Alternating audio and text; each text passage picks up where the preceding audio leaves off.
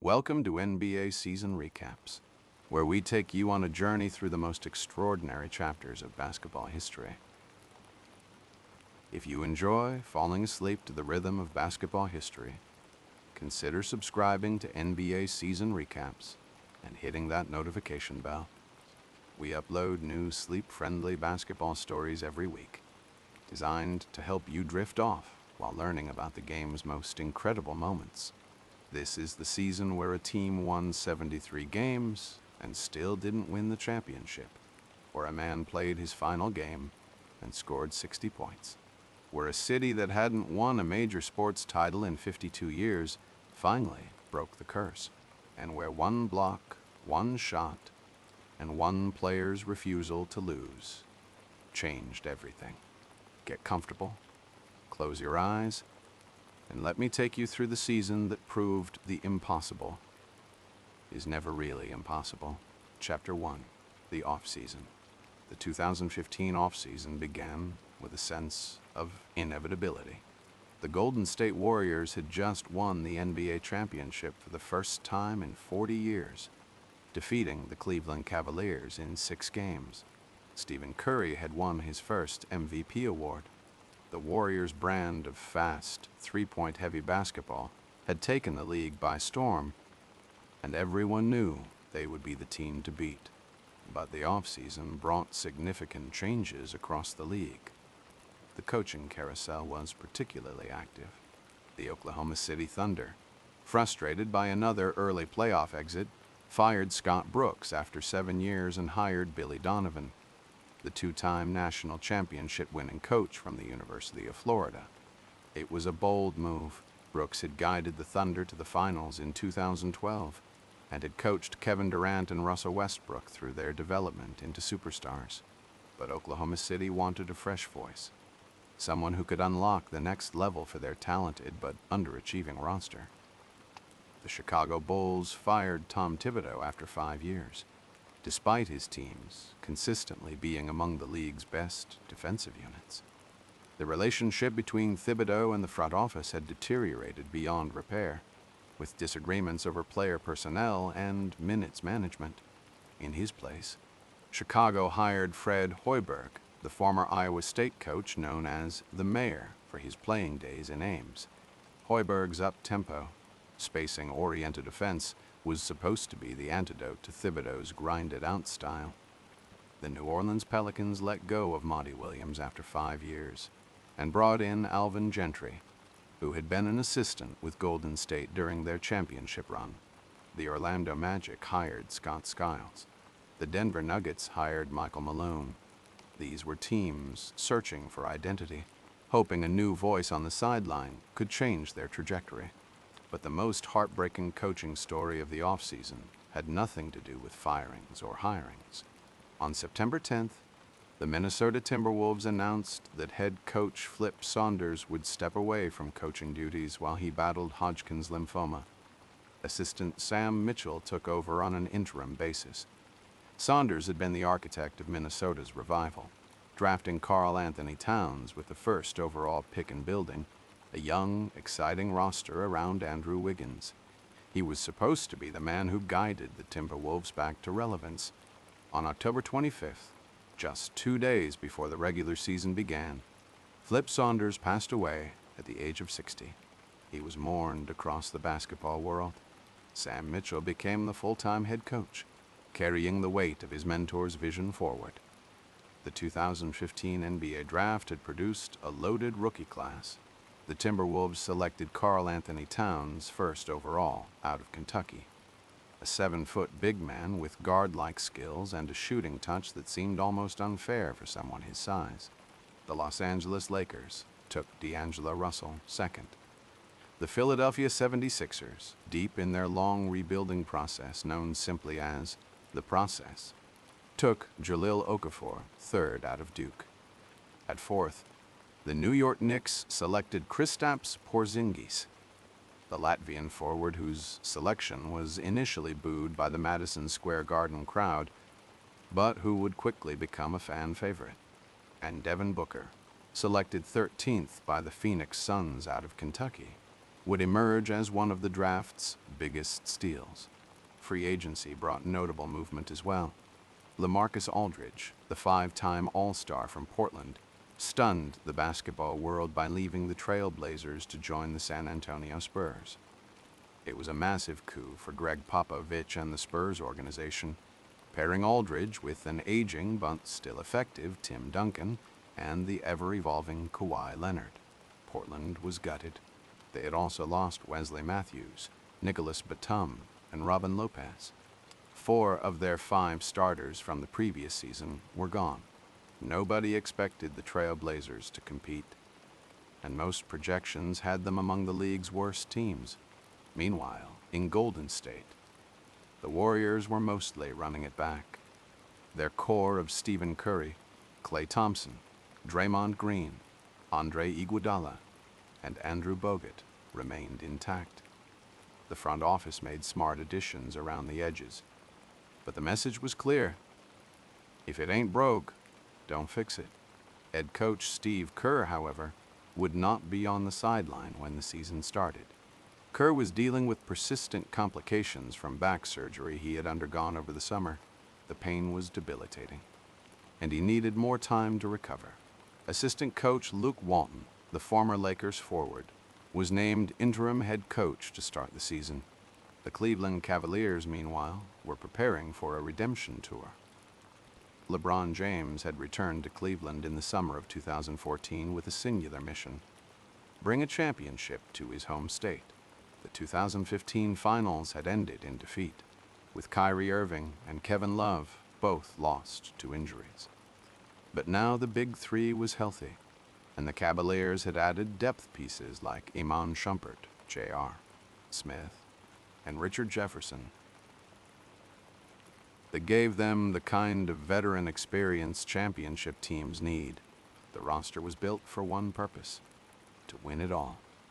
Across the league, the Philadelphia 76ers continued their radical tanking strategy known as the process, orchestrated by general manager Sam Hinkie. The Sixers had won just 18 games the previous season and were projected to be even worse in 2015. 2016, they would finish 10-72, the worst record in the NBA, earning them the first overall pick in the 2016 draft. The process was polarizing, with fans, media, and rival executives split on whether deliberately losing was a viable path to championship contention. But Hinkie had a vision, and he was committed to it regardless of the short-term humiliation. Nobody had any idea what was about to happen. Chapter 2, the historic start. The 2015-2016 regular season tipped off on October 27th, and the Golden State Warriors immediately made it clear that last year's championship was just the beginning.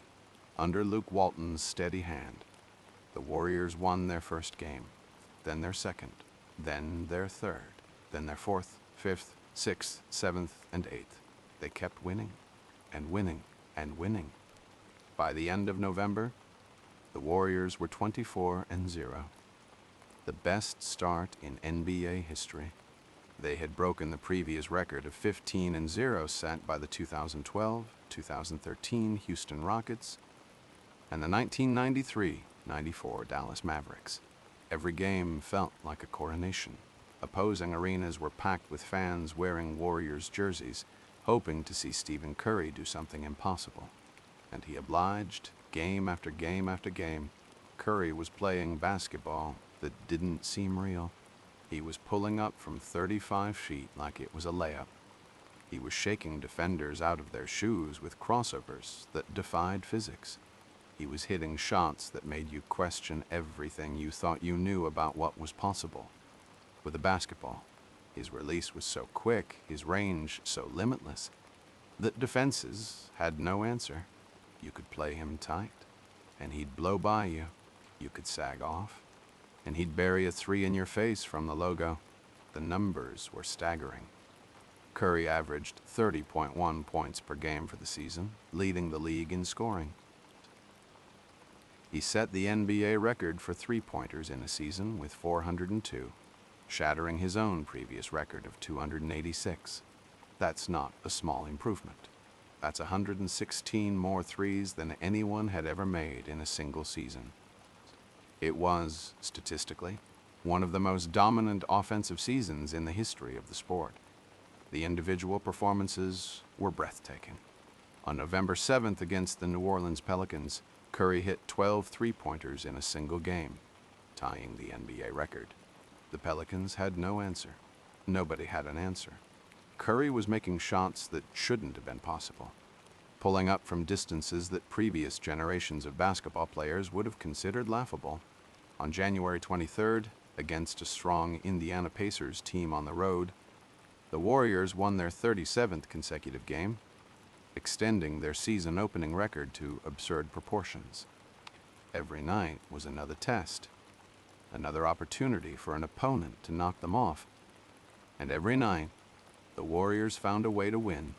Some victories were blowouts. Others were nail-biters that required Curry or Thompson to hit a late Game 3 to seal it. With the Warriors sitting at an absurd 48-4 after that game, Golden State clinched a playoff spot. It was the earliest clinch in February since the 1987-88 Los Angeles Lakers. The season wasn't even 3/4 over, and the Warriors were already guaranteed a postseason berth. That's how dominant they were. While Golden State was making history, the rest of the league was providing compelling storylines of its own. The Toronto Raptors were having their best season in franchise history, winning 56 games behind the backcourt of Kyle Lowry and DeMar DeRozan. The two had developed an on-court chemistry that made them one of the most dangerous scoring duos in the Eastern Conference. Lowry had evolved from a solid point guard into an all-star, while DeRozan's mid-range game was among the most beautiful in basketball. The Boston Celtics, under the brilliant coaching of Brad Stevens, won 48 games despite lacking a true superstar. Isaiah Thomas, the 5'9" dynamo who had been traded multiple times and written off as too small, averaged 22 points per game and became the engine of Boston's offense. His ability to score from anywhere on the court, combined with his toughness and competitive fire, made him one of the season's most compelling stories. The Charlotte Hornets, led by Kemba Walker's emergence as a legitimate star, also won 48 games and returned to the playoffs. Walker averaged over 20 points per game with the kind of shot-making ability that recalled his historic performance at the 2011 NCAA tournament with UConn. The Indiana Pacers, with Paul George fully recovered from his devastating leg injury that had cost him almost all of the previous season, returned to playoff contention. George averaged 23 points per game, looking every bit like the superstar he had been before the injury. His comeback was one of the league's most inspiring stories, proof that even the most gruesome injuries could be overcome with the right combination of medical care, work ethic, and mental toughness. The Detroit Pistons, under head coach Stan Van Gundy, made the playoffs for the first time since 2009. Andre Drummond had emerged as one of the league's most dominant rebounders, pulling down nearly 15 boards per game and establishing himself as a nightly double-double machine. Reggie Jackson provided scoring and playmaking from the point guard spot, and the Pistons' young core gave Detroit fans something to be excited about for the first time in years. In the Western Conference, the Oklahoma City Thunder were quietly building toward what would become one of the most memorable playoff runs in recent memory. Kevin Durant and Russell Westbrook were both playing at elite levels, combining for over 51 points per game. Durant, in particular, was putting up numbers that reminded everyone why he had been the league's MVP in 2014. At 28.2 points per game, he was one of the most efficient high-volume scorers in the league. Westbrook's triple-double frequency was increasing, and his explosive athleticism showed no signs of declining. But the question that hung over Oklahoma City all season was whether Durant would stay. His contract was expiring at the end of the season, and the entire basketball world knew that the summer of 2016 would be defined by his decision. The Thunder needed to prove to Durant that they could win a championship with him, or risk losing him forever. Luke Walton went 39-4 as interim head coach before Steve Kerr returned on January 22nd. Walton's record was so impressive that he would be hired as the Los Angeles Lakers head coach that offseason. When Kerr came back, he inherited a juggernaut that was already on pace to do something that had only been done once before in NBA history. The comparisons to the 1995-96 Chicago Bulls and their 72-10 record were inevitable. But whereas Michael Jordan's Bulls had built their dynasty through suffocating defense and Jordan's relentless will, the Warriors were doing it with joy.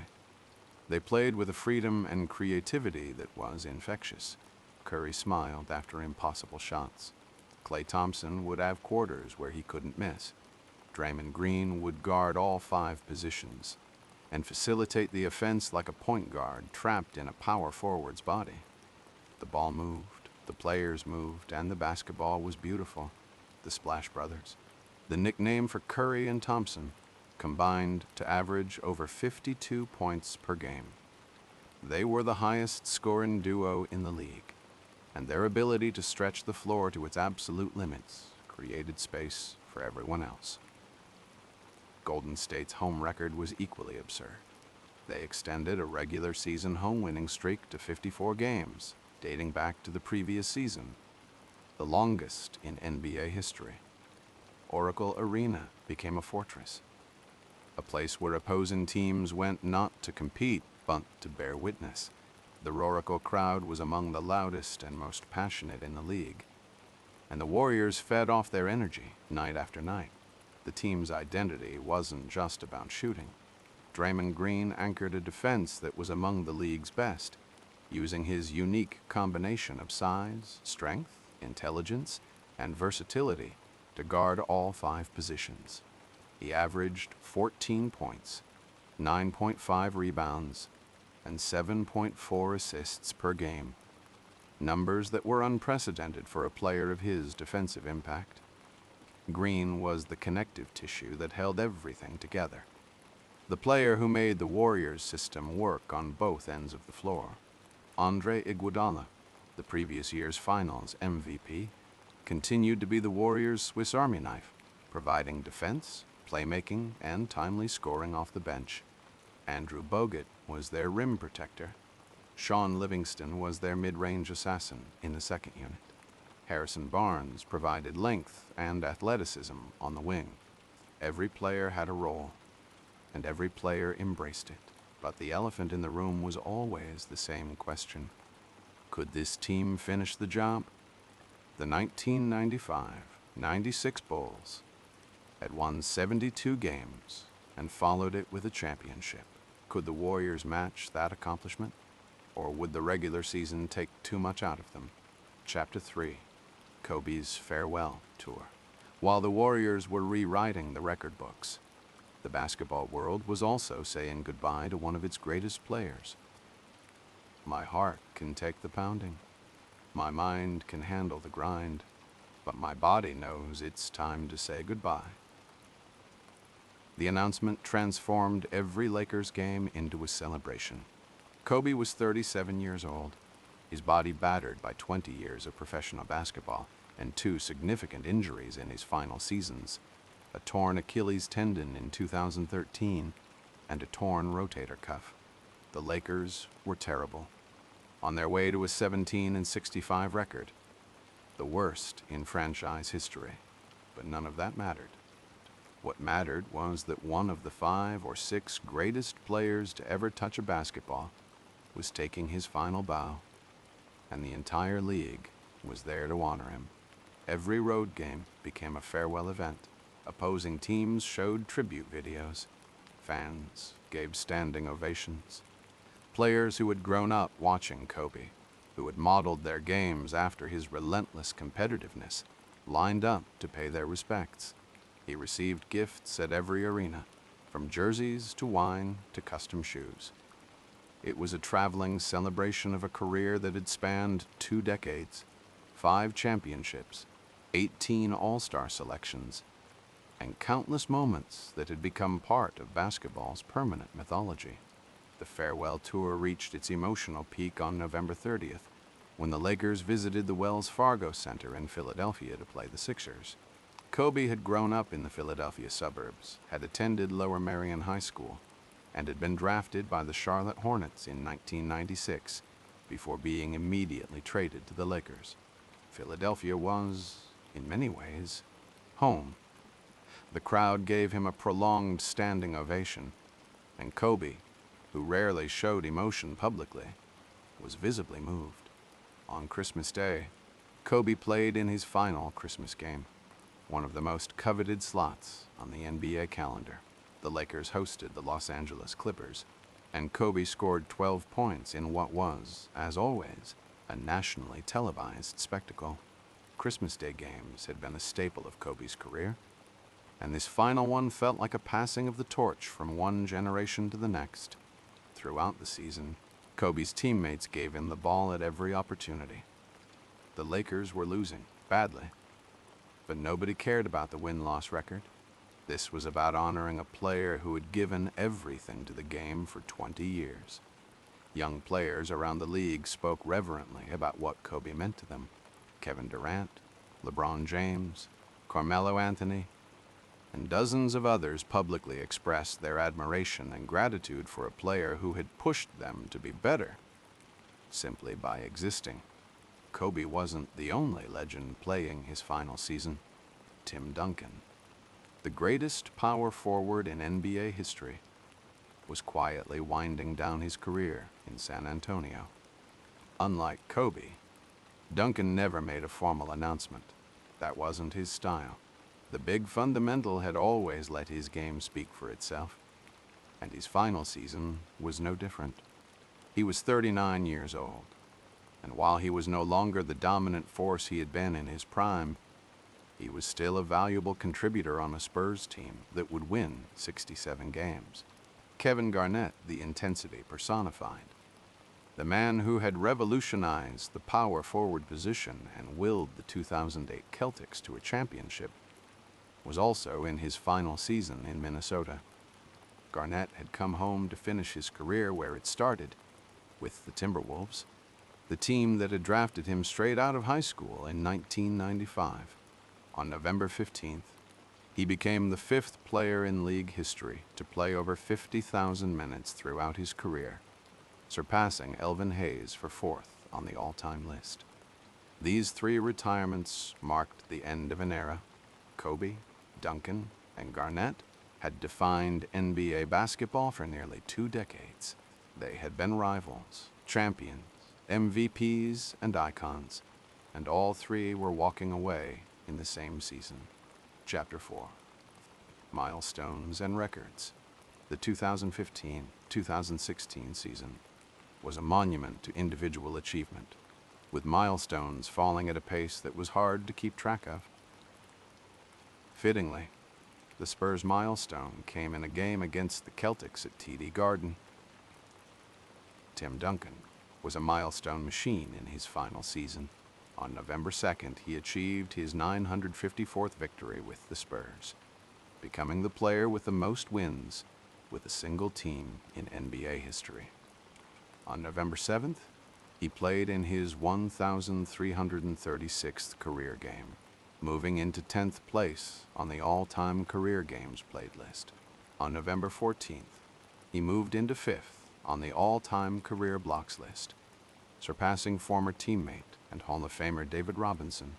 Stephen Curry's three-point shooting was historic on a game-by-game basis.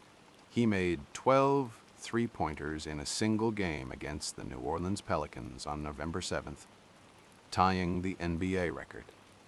On February 27th, he hit a game-winning 3 against the Oklahoma City Thunder from well beyond the arc, a shot that became one of the most replayed highlights of the season. His final total of 402 three-pointers wasn't just a record. It was a statement that the game had fundamentally changed. Russell Westbrook continued his assault on the triple-double record books, recording 18 triple-doubles during the regular season. the most in the league. Andre Drummond led the NBA in rebounding with 14.8 per game and recorded 66 double-doubles. On November 17th, LeBron James surpassed Jerry West to move into 9th place on the all-time regular season field goals made list. He was climbing the all-time scoring lists at a pace that suggested he would challenge for the top spot before his career was over. On December 28th, Draymond Green recorded the first triple-double in Golden State Warriors history that included blocks as the third category, finishing with a stat line that showcased his all-around brilliance. Green was redefining what a power forward could be, proving that you didn't need to be a traditional scorer to be one of the most valuable players in the league. The rookie class continued to impress as the season progressed. Karl Anthony Towns was a revelation in Minnesota, playing with a poise and skill level that belied his 19 years. He averaged 18.3 points and 10.5 rebounds, posting numbers that compared favorably to the greatest rookie big men in league history. In New York, Kristaps Porzingis silenced the boos with his combination of 7'3" height, perimeter shooting, and shot-blocking ability. He quickly became one of the most exciting young players in the league, a unicorn before the term became commonplace. And in Phoenix, Devin Booker, just 18 years old, was showing flashes of the scoring brilliance that would define his career. The season also saw the Sacramento Kings play their final games at Sleep Train Arena before moving into the new Golden One Center in downtown Sacramento. It was the end of an era for a franchise that had called the aging arena home since 1988. The Kings played their final regular season game there on April 9th against the Oklahoma City Thunder. Chapter 5, Midseason Shakeups. The 2015-2016 season saw an unusual number of coaching changes during the season itself, a sign that several franchises were struggling to find their identity. The Houston Rockets, who had reached the Western Conference Finals the previous season, fired Kevin McHale on November 18th after a 4-7 start. Assistant J.B. Bickerstaff took over as interim head coach. The Brooklyn Nets fired Lionel Hollins on January 10th after a dismal start. The New York Knicks fired Derek Fisher on February 8th. The Phoenix Suns fired Jeff Hornacek on February 1st, replacing him with assistant Earl Watson. But the most shocking mid-season coaching change happened in Cleveland on January 22nd, with the Cavaliers holding the best record in the Eastern Conference at 30-11. Cleveland fired head coach David Blatt. The move stunned the basketball world. Blatt had led the Cavaliers to the NBA Finals in his first season and had the team sitting in first place in the East. But general manager David Griffin cited a lack of fit with our personnel and our vision as the reason for the dismissal. The real story, which everyone in the basketball world understood even if it wasn't stated explicitly, was that LeBron James had never fully embraced Blatt. There was a disconnect between the European-trained coaches' systems and LeBron's preferred way of playing. The players respected Blatt as a person, but didn't fully believe in him as their leader. Associate head coach Tyronn Lue, a former NBA player who had a closer relationship with the roster, was promoted to replace Blatt. It was a gamble. Firing a coach with a 30-11 record in his second season was almost unprecedented, but the Cavaliers weren't interested in regular season success. They wanted a championship, and they believed Lue was the coach who could get them there. Lue immediately simplified the offense, giving LeBron and Kyrie Irving more freedom to create. The defense became more aggressive.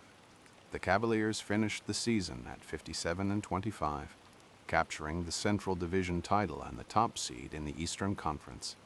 Whether the coaching change was the catalyst or not, Cleveland looked like a different team in the second half of the season. Meanwhile, in Milwaukee, Jason Kidd took an indefinite leave of absence on December 23rd for hip surgery.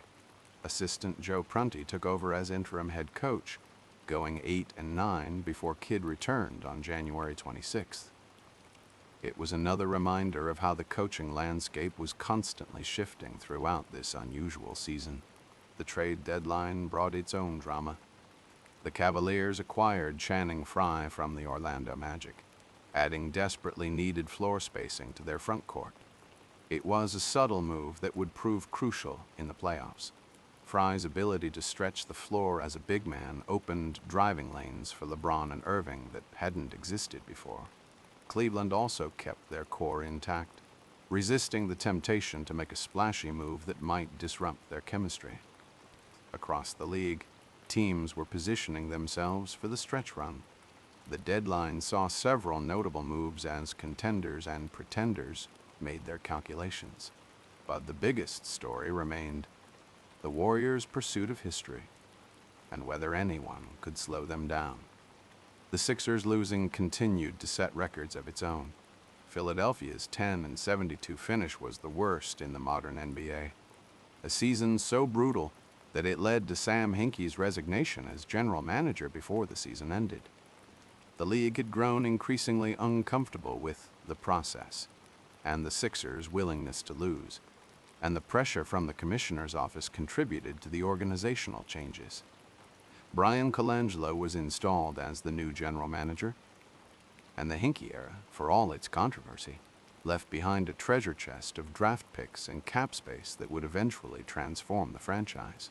Chapter 6: Blake Griffin and the Injury Epidemic. While the Warriors were rewriting history and Cleveland was building toward redemption, the 2015-2016 season became defined by a plague of injuries that derailed championship dreams across the league. No story was more heartbreaking or bizarre than Blake Griffin's season-ending catastrophe with the Los Angeles Clippers.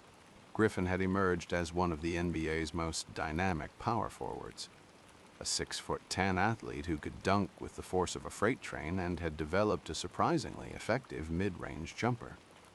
The Clippers had built their entire identity around the Griffin-Chris Paul combination, a high-flying highlight reel duo that made them appointment television. But on Christmas Day, 2015, during a game against the Lakers, Griffin felt something pop in his left quadriceps. The diagnosis was devastating: a partially torn quadriceps tendon that would require surgery and months of rehabilitation. Griffin was initially projected to miss 4 to 6 weeks, a significant blow to the Clippers' championship aspirations, but not necessarily season-ending. The team rallied without their star, going 9 wins in their first 10 games without Griffin. As Paul orchestrated the offense and DeAndre Jordan controlled the paint, the Clippers looked like they might weather the storm. But then, on January 23rd, news broke that would turn Griffin's rehabilitation into a soap opera. Adrian Wojnarowski of The Vertical reported that Griffin had suffered a broken hand during an altercation with the Clippers' assistant equipment manager, Matthias Testi, at a Toronto restaurant. The incident had occurred on January 19th, just as Griffin was nearing his return from the quadriceps injury. The details were almost comical in their absurdity. Griffin and several teammates had been out for dinner when an argument broke out between Griffin and Testi. The altercation escalated, and Griffin threw a punch that broke his right hand and possibly his season. The Clippers were forced to suspend Griffin 4 games without pay, a punishment that cost him nearly $200,000. For a franchise that had spent decades mired in mediocrity and dysfunction, the Griffin incident was a devastating reminder that the Clippers could find new and creative ways to sabotage themselves. Head coach Doc Rivers was left scrambling to hold together a team that had legitimate championship aspirations, but was now missing its best player due to a bar fight with their own staff member. The injury epidemic wasn't limited to Los Angeles. In Memphis, the Grizzlies were dealt a crushing blow when Mark Gasol, their all-star center and the anchor of their defense, was lost for the season with a broken foot in February. Gasol had been averaging 17 points and 7 rebounds while serving as the emotional leader of a team that had reached the Western Conference semifinals the previous year. Without their big man, the Grizzlies collapsed, missing the playoffs entirely after years of postseason success. Mike Conley, Gasol's backcourt partner, battled through a series of injuries that sapped his effectiveness throughout the season. Conley's foot problems became a season-long concern, forcing him to miss significant time and play through pain when he was available. The combination of Gasol's absence and Conley's limitations turned what should have been a competitive Grizzlies team into also-rans. In Chicago, the Bulls were decimated by a rash of injuries that destroyed any hope of competing in the Eastern Conference. Jimmy Butler, their emerging star, battled knee problems that limited his explosiveness and forced him to manage his minutes carefully. Joakim Noah, once the emotional heart of Chicago's defense, was sidelined with a shoulder injury that would eventually require surgery. Mike Dunleavy's back problems forced him to undergo surgery, robbing the Bulls of a crucial floor spacer. But perhaps most symbolically, Derrick Rose continued his tragic decline from MVP to injury-prone veteran. Rose's series of knee injuries had already stolen much of his explosiveness, and the 2015-2016 season brought more of the same. He missed significant time with various ailments, and when he was healthy, he was a shadow of the player who had once been the youngest MVP in league history. The injury bug hit Western Conference contenders particularly hard. In Houston, the Rockets were forced to navigate significant absences from key players, including Dwight Howard's various ailments that had become an annual concern. Howard's relationship with the organization was already strained, and his inability to stay healthy only added to the dysfunction that would eventually lead to his departure. Chris Paul, despite his reputation for durability, battled hand and finger injuries throughout the season that affected his shooting and ball handling. Paul had emerged as one of the league's most reliable superstars, but even he couldn't escape the injury bug that seemed to follow the Clippers wherever they went. The cascading effect of these injuries reshaped the entire playoff race. Teams that had been projected as contenders found themselves fighting for their lives, while healthier squads like the Golden State Warriors and San Antonio Spurs pulled away from the field. The 2015-2016 season became a reminder that in professional sports, availability is often the most valuable ability. For Blake Griffin personally, the hand injury became a defining moment in his career. The player who had been one of the NBA's most marketable stars, known for his thunderous dunks and charismatic personality, was suddenly facing questions about his judgment and leadership. The incident damaged his reputation and raised concerns about his maturity at a crucial time in his career.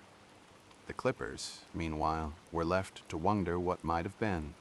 Despite Griffin's absence, they managed to secure the 4th seed in the Western Conference playoffs, a testament to Paul's brilliance and the depth of their roster.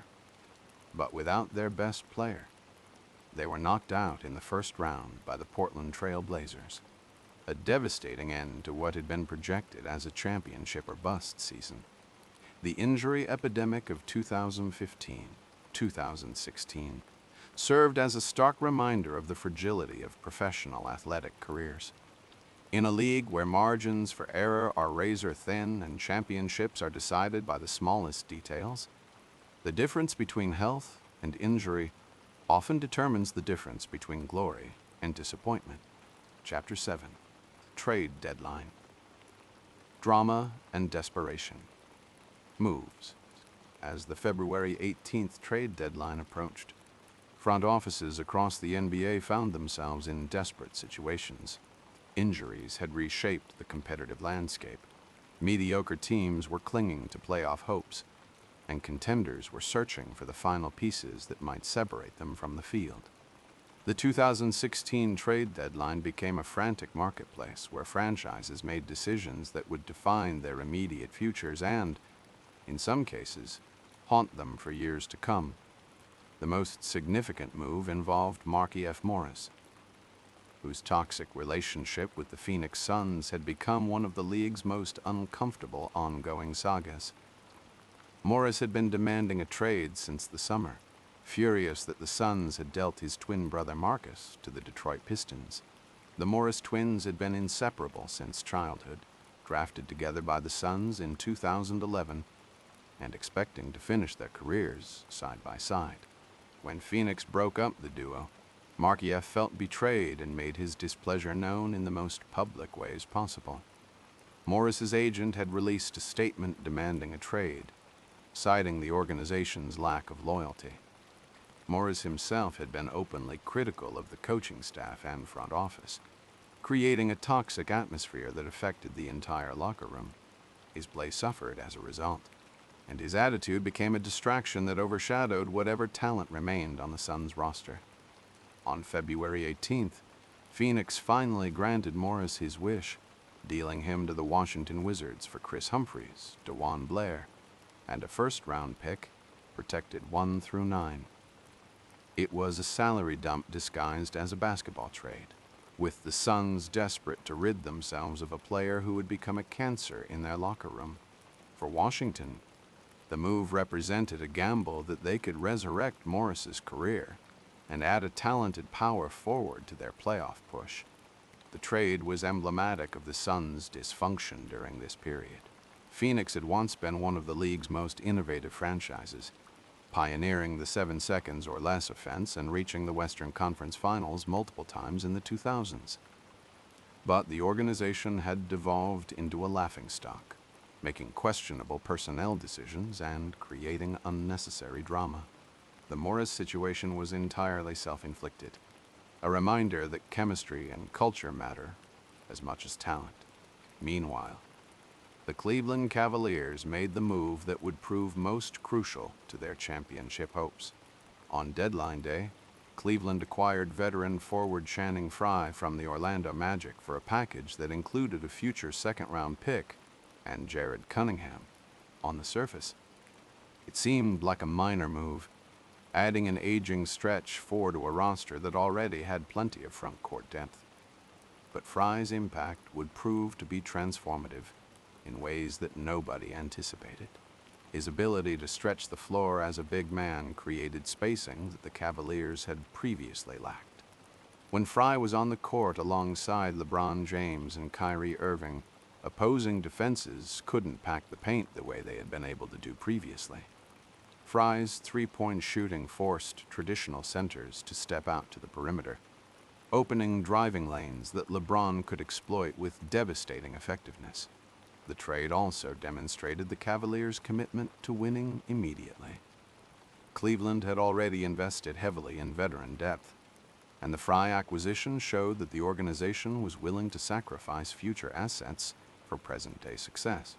It was a statement to LeBron that the franchise would do whatever it took to bring a championship to Cleveland. In a related move, the Cavaliers also dealt Anderson Varejao to the Portland Trail Blazers as part of a 3-team trade. Varejao had been a beloved figure in Cleveland, a scrappy Brazilian forward who had endeared himself to fans with his hustle and energy. But his production had declined, and the Cavaliers needed to clear salary space for their championship push. In one of the season's more ironic twists, Varejao would eventually sign with the Golden State Warriors after being waived by Portland, setting up an awkward reunion in the NBA Finals. Across the league, teams made moves that reflected their varying levels of desperation. The Miami Heat traded away Brian Roberts to the Portland Trail Blazers, a move designed to get the Heat below the luxury tax threshold.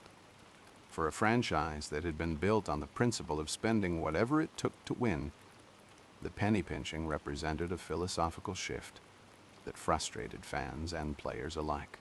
The Oklahoma City Thunder acquired Randy Foye from the Denver Nuggets in exchange for DJ, Augustin, Steve Novak, and 2 second-round picks. Foye was a veteran guard who could provide depth behind Russell Westbrook, but the move also represented a missed opportunity for the Thunder to make a more significant addition.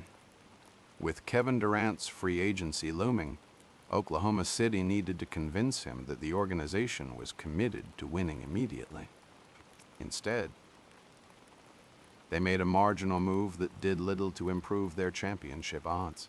The Detroit Pistons made a surprising move by acquiring Donatas Motiejunas and Marcus Thornton from the Houston Rockets in exchange for Joel Anthony and a first-round pick. Motiejunas was a skilled big man who could stretch the floor, but his back problems had limited his availability. Detroit was gambling that they could resurrect his career and add a versatile front-court piece to their playoff push. Perhaps the most intriguing non-trade was Dwight Howard's status with the Houston Rockets. Howard had been the subject of intense speculation throughout the season, with reports suggesting that he was unhappy with his role and that the Rockets were open to dealing him. The Milwaukee Bucks were reportedly interested in acquiring the former Defensive Player of the Year, seeing him as a potential cornerstone for their rebuilding efforts. But Howard remained in Houston, a decision that would have long-term implications for both parties. Howard's relationship with the organization never improved, and he would leave in free agency that summer. The Rockets' inability to find a suitable trade partner represented a missed opportunity to recoup value for a player who was clearly on his way out. The deadline also saw several players change teams in moves that seemed insignificant at the time, but would have unexpected consequences. Ish Smith was traded from the New Orleans Pelicans to the Philadelphia 76ers, where he would provide much-needed veteran leadership to a young roster. Smith's presence helped stabilize the Sixers' offense and gave them a legitimate point guard for the first time in years. The Memphis Grizzlies dealt P.J. Hairston and Chris Anderson to the Charlotte Hornets in exchange for Courtney Lee, adding a veteran wing who could provide scoring off the bench. It was exactly the kind of move that the Grizzlies needed to make. But injuries had already derailed their season beyond repair. The trade deadline of 2016 reflected the increasingly complex dynamics of the modern NBA. Teams were not just evaluating talent, but also considering salary cap implications, luxury tax thresholds, and the long-term flexibility that would allow them to compete in future seasons.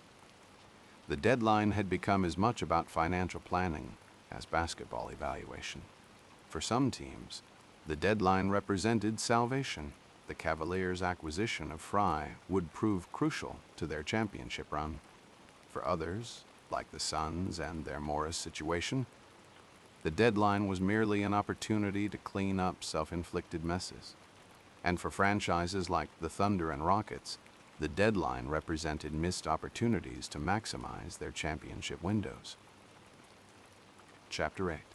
The Spurs' quiet greatness. In any other season, the San Antonio Spurs would have been the story. They finished 67-15, the best record in franchise history, and the sixth best single-season record in NBA history at the time. Their 40-1 home record tied the 1985-86 Boston Celtics for the best home record ever. They lost just once on their own floor in 82 games. Kawhi Leonard had emerged as one of the best two-way players in basketball, a quiet assassin who could lock down the opponent's best player on one end and score 25 points on the other. He would win his second consecutive Defensive Player of the Year award, joining Hakeem Olajuwon, Dikembe Mutombo, Ben Wallace, and Dwight Howard as the only players to win the award in back-to-back seasons. His growth as an offensive player under Greg Popovich's tutelage was remarkable. The player who had entered the league as a raw defensive specialist had become a polished scorer, with a mid-range game that was almost automatic. LaMarcus Aldridge's addition gave the Spurs a legitimate second scoring option alongside Leonard. Aldridge averaged 18 points and 8 rebounds in his first season in San Antonio, providing a low-post presence that complemented Leonard's perimeter game. Tony Parker, at 33, was still running the offense with precision. And Tim Duncan, at 39, was still starting games and providing the kind of steadying presence that only a player with his experience and basketball IQ could provide. The Spurs were a model of sustained excellence. This was their 19th consecutive playoff appearance, a streak that had begun in 1998. Popovich was cementing his legacy as the greatest coach of his generation, and arguably of all time. RC Buford won the Executive of the Year award for assembling a roster that was both competitive now and positioned for the future. The Spurs bench was also formidable. Manu Ginobili, at 38, was still contributing meaningful minutes with his trademark craftiness and willingness to sacrifice his body on every play. Patty Mills provided an offensive spark as the backup point guard. Boris Diaw brought his unique blend of passing and basketball intelligence. David West had signed with San Antonio for the veteran minimum, choosing winning over money, a decision that spoke to the organization's reputation. But nobody was talking about the Spurs. Nobody could talk about the Spurs, because the Warriors were winning 73 games and making it look easy. San Antonio's 67 wins, a total that would have been the best in the league in almost any other season, were 6 games behind Golden State. It was like running a 4-minute mile and losing because someone else ran a 3:50. The Spurs' only home loss of the season came against the Warriors on January 25th, a game that felt like a preview of the playoffs. Curry scored 37 points and hit impossible shots from impossible distances, and the Warriors escaped San Antonio with a hard-fought victory. It was one of the best regular season games of the year, a showcase of 2 historically great teams operating at their peaks. Chapter 7. The MVP race. There was no MVP race. Not really. Stephen Curry was so far ahead of the field that the only question was whether he would become the first unanimous MVP in NBA history. Curry's numbers were absurd. 30.1 points per game on 45.4% shooting from three-point range, 6.7 assists, 5.4 rebounds, 2.1 steals per game, which also led the league. His player efficiency rating of 31.56 was the best in the NBA and the second highest in league history, trailing only Wilt Chamberlain's legendary 1962-63 season. He led the league in scoring. He was in the 50-40-90 club, shooting 50.4% from the field, 45.4% from three, and 90.8% from the free throw line. He had 402 three-pointers, breaking his own record by 76 makes. He had led his team to the best record in the history of the sport. What else was there to say? The advanced metrics painted an even more compelling picture. Curry's true shooting percentage of 66.9% was extraordinary for a player taking that many shots and creating that much offense. His usage rate of 32.6% meant he was responsible for nearly 1/3 of the Warriors' possessions when he was on the court, yet he maintained elite efficiency. His win shares of 17.9 were the highest in the league, and his value over replacement player rating was off the charts. But beyond the numbers was the way Curry had fundamentally changed the game itself. Teams were guarding him at half court, sometimes even in the backcourt, because his shooting range was unlimited. The phrase Curry range had entered the basketball lexicon, referring to shots that were considered good shots when Curry took them, but bad shots when anyone else attempted them. Opposing coaches were designing entirely new defensive schemes to account for his presence, and even then, he was scoring at will. LeBron James had his usual magnificent season, averaging 25.3 points, 7.4 rebounds, and 6.8 assists while shooting a career-high 52.1% from the field. At 31 years old, in his 13th season, LeBron was still performing at an MVP level and had dragged the Cavaliers to 57 wins in a loaded Eastern Conference. His case was legitimate. In most years, it would have been enough. Kawhi Leonard continued his ascent into superstardom, putting up 21.2 points, 6.8 rebounds, and 2.6 assists while anchoring the league's best defense for the 67-win San Antonio Spurs. Leonard's two-way excellence was undeniable. He was the best perimeter defender in the league and had developed into a legitimate offensive weapon, improving his three-point shooting to 44.3%. His improvement from role player to superstar in just a few seasons was one of the most remarkable development stories in recent NBA history. Russell Westbrook averaged 23.5 points, 10.4 rebounds, and 7.8 assists, flirting with a triple-double average that would define his career in subsequent seasons. Westbrook's explosive athleticism and relentless motor made him one of the most dynamic players in the league. His rebounding numbers for a point guard were historically significant, and his ability to impact every facet of the game was undeniable. Kevin Durant put up 28.2 points per game on 55.1% shooting, remaining one of the most gifted scorers the game had ever seen. At 6'9" with guard skills and unlimited range, Durant was unguardable when he was locked in. His efficiency was remarkable for a player carrying such a heavy offensive load, and the Thunder's success was largely built on his scoring ability. In any other year, any of those players could have won the award. LeBron's leadership and two-way excellence, Leonard's defensive dominance and offensive emergence, Westbrook's explosive, all-around production, Durant's scoring brilliance and efficiency. But this wasn't any other year. This was Curry's year. And when the votes were tallied in early May, the result was historic. Stephen Curry received all 131 first-place votes, becoming the first unanimous MVP in NBA history.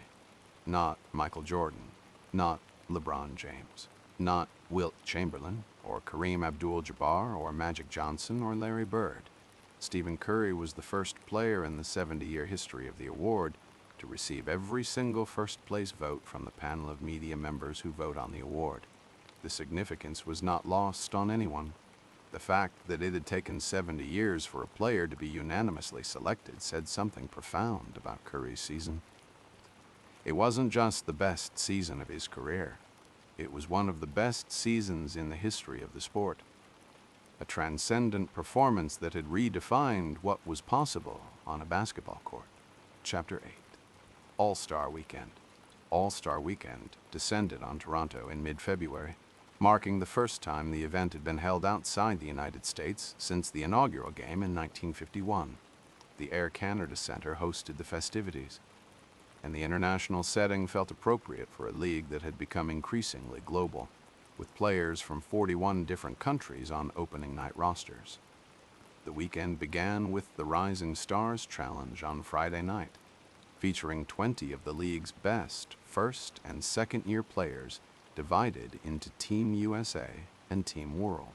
Team World won 157-154, a reflection of the international talent that had flooded into the NBA. Karl Anthony Towns led Team World with 22 points, while Nikola Jokic added 14 points and 7 assists in a preview of the passing brilliance that would define his career. Saturday night featured the Skills Challenge, three-point contest, and slam dunk contest. The Skills Challenge was won by Karl Anthony Towns, who beat Isaiah Thomas in the final by successfully completing the obstacle course in 27.2 seconds. Towns became the tallest player ever to win the event, showcasing the kind of versatility that made him the consensus Rookie of the Year. The three-point contest produced one of the most dominant performances in the event's history. Klay Thompson entered as the defending champion and faced a field that included his teammate Stephen Curry, defending NBA three-point percentage leader Kyle Korver, and rising star Devin Booker. Thompson was methodical in the qualifying round, advancing with 20 points. But in the final round, he erupted for 27 points, the highest score in the contest since Craig Hodges scored 19 in the format, when the time limit was 30 seconds shorter. Thompson's shooting display was pure artistry. swishing shots from all 5 stations with a kind of rhythmic precision that made the Splash Brothers so lethal. Levine's first-round dunk, a between-the-legs windmill from just inside the free-throw line, earned a perfect 50 from all 5 judges. The All-Star Game itself was played on February 14th, Valentine's Day, and the Western Conference defeated the Eastern Conference 196 to 173 in a game that showcased the league's offensive explosion. The combined 369 points were the most in All-Star Game history, and the pace was relentless from start to finish. Russell Westbrook put on an absolute show, scoring 31 points on 12 of 16 shooting and earning his second All-Star Game MVP award. Westbrook attacked the rim with his signature ferocity, throwing down dunks that shook the arena and making plays that only he was capable of imagining, let alone executing. His motor never stopped, and even in an exhibition game, his competitive intensity was evident. Stephen Curry had 26 points for the West, hitting 10 three-pointers and providing the kind of long-range shooting that had made him the most popular player in basketball. Kobe's final All-Star appearance was one of the weekend's most emotional highlights. The fans had voted him in as a starter despite his diminished production, a testament to the love and respect the basketball world had for the man who had defined excellence for nearly 2 decades. When he was introduced, the Air Canada Centre erupted. When he checked out for the final time, the ovation lasted several minutes. It was a farewell befitting a legend, and proof that basketball transcended borders and nationalities. Chapter 9, The Global Game and International Expansion. The Toronto All-Star Weekend represented more than just a change of venue. It was a symbol of the NBA's accelerating global expansion, a statement that basketball had become a truly international sport that belonged to the world rather than just the United States. The 2015-2016 season marked a turning point in how the league viewed itself and its place in the global sports landscape. For the first time since the inaugural All-Star Game in 1951, the event was held outside the United States. The choice of Toronto was deliberate and symbolic. Canada had always been basketball's closest international partner, dating back to the sport's invention by James Naismith in 1891. The Toronto Raptors had been part of the NBA since 1995, and the city's diverse, passionate fan base had proven that basketball could thrive in any environment. The weekend showcased the league's international transformation in ways that would have been unimaginable just a decade earlier. Of the 60 players selected for the Rising Stars Challenge, nearly half were international players or had direct international connections. Team World defeated Team USA 157 to 154, a result that perfectly captured the sport's changing demographics. The roster diversity was staggering. Karl Anthony Towns, born in New Jersey but representing the Dominican Republic internationally, led Team World in scoring. Nikola Jokic from Serbia displayed the passing brilliance that would eventually make him one of the league's most unique players. Kristaps Porzingis from Latvia was becoming a fan favorite in New York. Emmanuel Mudiay from the Congo was running the point for Denver. The future of basketball was truly global, and the All-Star Weekend provided a platform to showcase that transformation. Behind the scenes, the NBA was implementing the most aggressive international expansion strategy in its history. The league office had committed to playing regular season games in London, Mexico City, and other international markets. NBA academies were being established in countries across Africa, Asia, and Latin America, creating pathways for young international players to develop their skills and potentially reach the league. The digital revolution was accelerating the NBA's global reach in ways that traditional broadcasting never could. Social media platforms like Twitter, Instagram, and emerging international platforms were allowing fans from every corner of the world to follow their favorite players and teams in real time. Curry's impossible. Three-pointers were going viral in China within minutes. LeBron's chase-down blocks were being watched millions of times across Europe. The language of basketball had become universal. The economic implications were staggering. International television deals were becoming increasingly valuable, with rights fees in China, Europe, and Latin America reaching unprecedented levels. The NBA's global merchandise sales were exploding, with jerseys and shoes being sold in markets that had barely existed a decade earlier. The league was no longer just an American sports organization with international fans. It was becoming a global entertainment property with American roots. The rookie class exemplified this international transformation. Kristaps Porzingis had been booed on draft night by Knicks fans who had never heard of him, only to become one of the most exciting young players in the league. His 7'3" frame, combined with his ability to shoot three-pointers and block shots, represented a new archetype that European development programs were producing. Towns, despite being American, had grown up in a basketball culture influenced by international styles of play. The scouting networks that had once focused primarily on American high schools and colleges were now global operations. NBA teams were maintaining full-time scouts in Europe, Africa, Asia, and Australia. The draft was becoming an international talent search, with players from unexpected countries emerging as legitimate NBA prospects. The coaching ranks were also reflecting this global transformation. International coaches like David Blatt had brought European tactical concepts to the NBA. Players who had spent time playing overseas were returning with expanded skill sets and different perspectives on the game. The traditional American basketball philosophy was being challenged and enriched by international influences.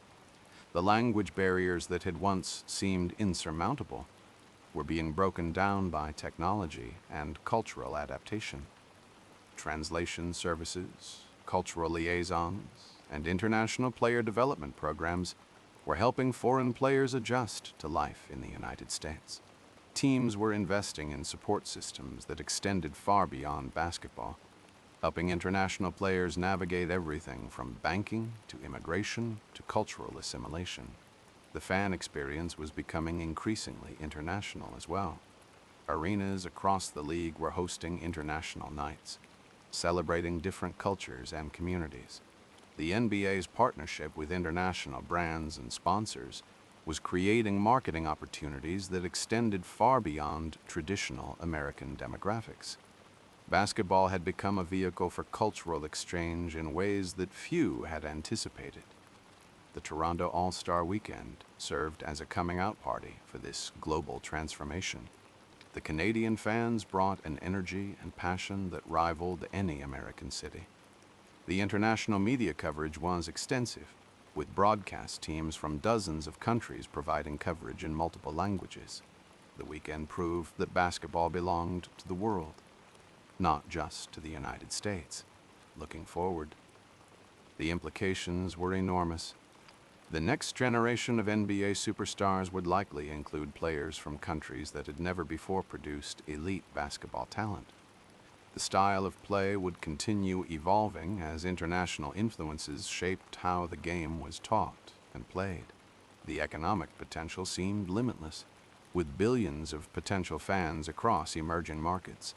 The 2015-2016 season represented an inflection point in basketball's evolution from an American game to a global phenomenon. The sport that had been invented in a YMCA in Springfield, Massachusetts, had become the universal language of athletic expression, connecting cultures and communities across every continent. The Toronto All-Star Weekend was not just a celebration of basketball's present. It was a preview of its limitless future. Chapter 10, The Stretch Run, and 73. As the season entered its final weeks, the Golden State Warriors were on pace to break the Chicago Bulls' 20-year-old record of 72 wins. The question wasn't whether they could do it. The question was whether they would pursue it. There were those who argued the Warriors should rest their starters down the stretch, prioritize health for the playoffs, and let the record be. Steve Kerr initially seemed sympathetic to this view, but the players wanted it. Stephen Curry wanted it. Draymond Green wanted it. And as the wins kept piling up, the pursuit of 73 became the defining narrative of the season's final month. The Spurs, to their credit, made the Warriors earn it. San Antonio pushed Golden State to the limit in their late-season matchups, providing the kind of competition that kept the Warriors sharp. But the gap between 73 and 67 was real, and no team in the league could consistently match the Warriors' firepower. On April 7th, the Warriors clinched the best record in the NBA with their 68th win. On April 13th, the final day of the regular season, they entered their game against the Memphis Grizzlies, needing one more win to break the record. They got it, winning 125 to 104. 73 wins, 9 losses, the best regular season record in the history of the National Basketball Association. The celebration was electric. The Warriors had done something that many thought would never be done, surpassing Michael Jordan's Bulls in the most basic measure of regular season dominance. Curry, who finished with 30.8 points and 10 assists in the clincher, was overcome with emotion. He stood at center court, looking up at the scoreboard, absorbing a moment that he and his teammates had worked all season to achieve. The 73 wins were impressive, but they came with a caveat that the basketball world refused to ignore. Michael Jordan, never one to let a challenge to his legacy go unanswered, had weighed in throughout the season. The general sentiment from the Jordan camp was clear. Regular season records don't mean anything without a championship ring to go with them. The 1995-96 Bulls had won 72 games and then won the championship. Could the Warriors match that accomplishment? The pressure was enormous. By breaking the record, the Warriors had raised the stakes of their own season. If they won the championship, they would be in the conversation for the greatest team of all time. No qualifications needed. But if they failed to win the title, the 73 wins would become a footnote, a trivia answer, a cautionary tale about the difference between regular season greatness and playoff glory. Klay Thompson had been brilliant all season, averaging 22.1 points per game and providing the defensive intensity that often gets overlooked in discussions of his game. Draymond Green had been the team's emotional engine, its defensive anchor, and its conscience. The player who set the tone for every game and every practice. Harrison Barnes had provided solid play on the wing. Andrew Bogut had protected the rim. And the bench, led by Iguodala, Livingston, and Spites, had been one of the deepest in the league. This was a team that had everything, but did they have enough for June? Meanwhile, the statistical leaders told stories of their own. Curry led the league in scoring and steals. Andre Drummond led in rebounding. Rajon Rondo, in his lone season with the Sacramento Kings, led the league in assists with 11.7 per game. Hassan Whiteside led in blocks. James Harden led in turnovers and minutes played. DeAndre Jordan shot an absurd 70.3% from the field, the best in the league. J.J. Redick led the three-point percentage category at 47.5%. Chapter 10, Kobe's Final Game, April 13th, 2016, the final day of the regular season. While the Warriors were busy clinching 73 wins in Oakland, 350 miles to the south, Kobe Bryant was playing the last game of his 20-year career at the Staples Center in Los Angeles. What happened that night transcended basketball. It transcended sports. It was one of those rare moments where an entire nation, an entire world, stopped what they were doing and watched. Kobe entered the game against the Utah Jazz having averaged 17.6 points per game that season. On poor efficiency, he was a shell of his former self physically. His body held together by sheer force of will and 20 years of muscle memory. Nobody expected what was about to happen. from the opening tip. It was clear that Kobe intended to go out shooting. He took shot after shot after shot. He was launching from everywhere on the court, with the same confidence and the same killer instinct that had defined his entire career. Early on, the shots weren't falling. He was forcing it. And it looked like the farewell might be an awkward affair. But then something magical happened. Kobe started heating up. The mid-range jumpers started falling. The fadeaways started finding the bottom of the net. The crowd at Staples Center, which had been electric all night, began to lose its collective mind. Kobe scored 22 points in the first half. Then he came out in the third quarter and kept going. He scored 15 more in the fourth quarter. With the Lakers trailing by 10 points with under 3 minutes to play, Kobe took over. He scored the Lakers' final 17 points. 17 straight points from a 37-year-old man in the final minutes of his final game. He hit jumper after jumper, each one more improbable than the last. The crowd was standing, screaming, crying. His teammates were feeding him the ball on every possession. And Kobe was delivering. The game reached its crescendo in the final 2 minutes. With the Lakers trailing by 2, Kobe hit a go-ahead jumper, then a three-pointer, then another jumper, then 2 free throws, then another 3. Each shot was met with a roar that seemed to shake the building to its foundations. The Utah Jazz, who had been fighting for playoff positioning, were caught between competing and surrendering to the moment. They chose to compete, which only made Kobe's performance more remarkable. He wasn't scoring against a team that was letting him have it. He was scoring against professional basketball players who were trying to stop him. His final basket was a turnaround fadeaway. His signature shot, the one he had practiced 10,000 times, the one modeled after Michael Jordan, the one that had broken the hearts of a generation of defenders.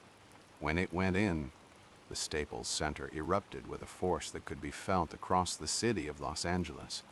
Kobe Bryant finished with 60 points on 50 shots, leading the Lakers to a comeback victory, 101-96. He also had 4 rebounds, 4 assists, and 1 block in what was, somehow, against all logic and all reason, the best performance of his final season.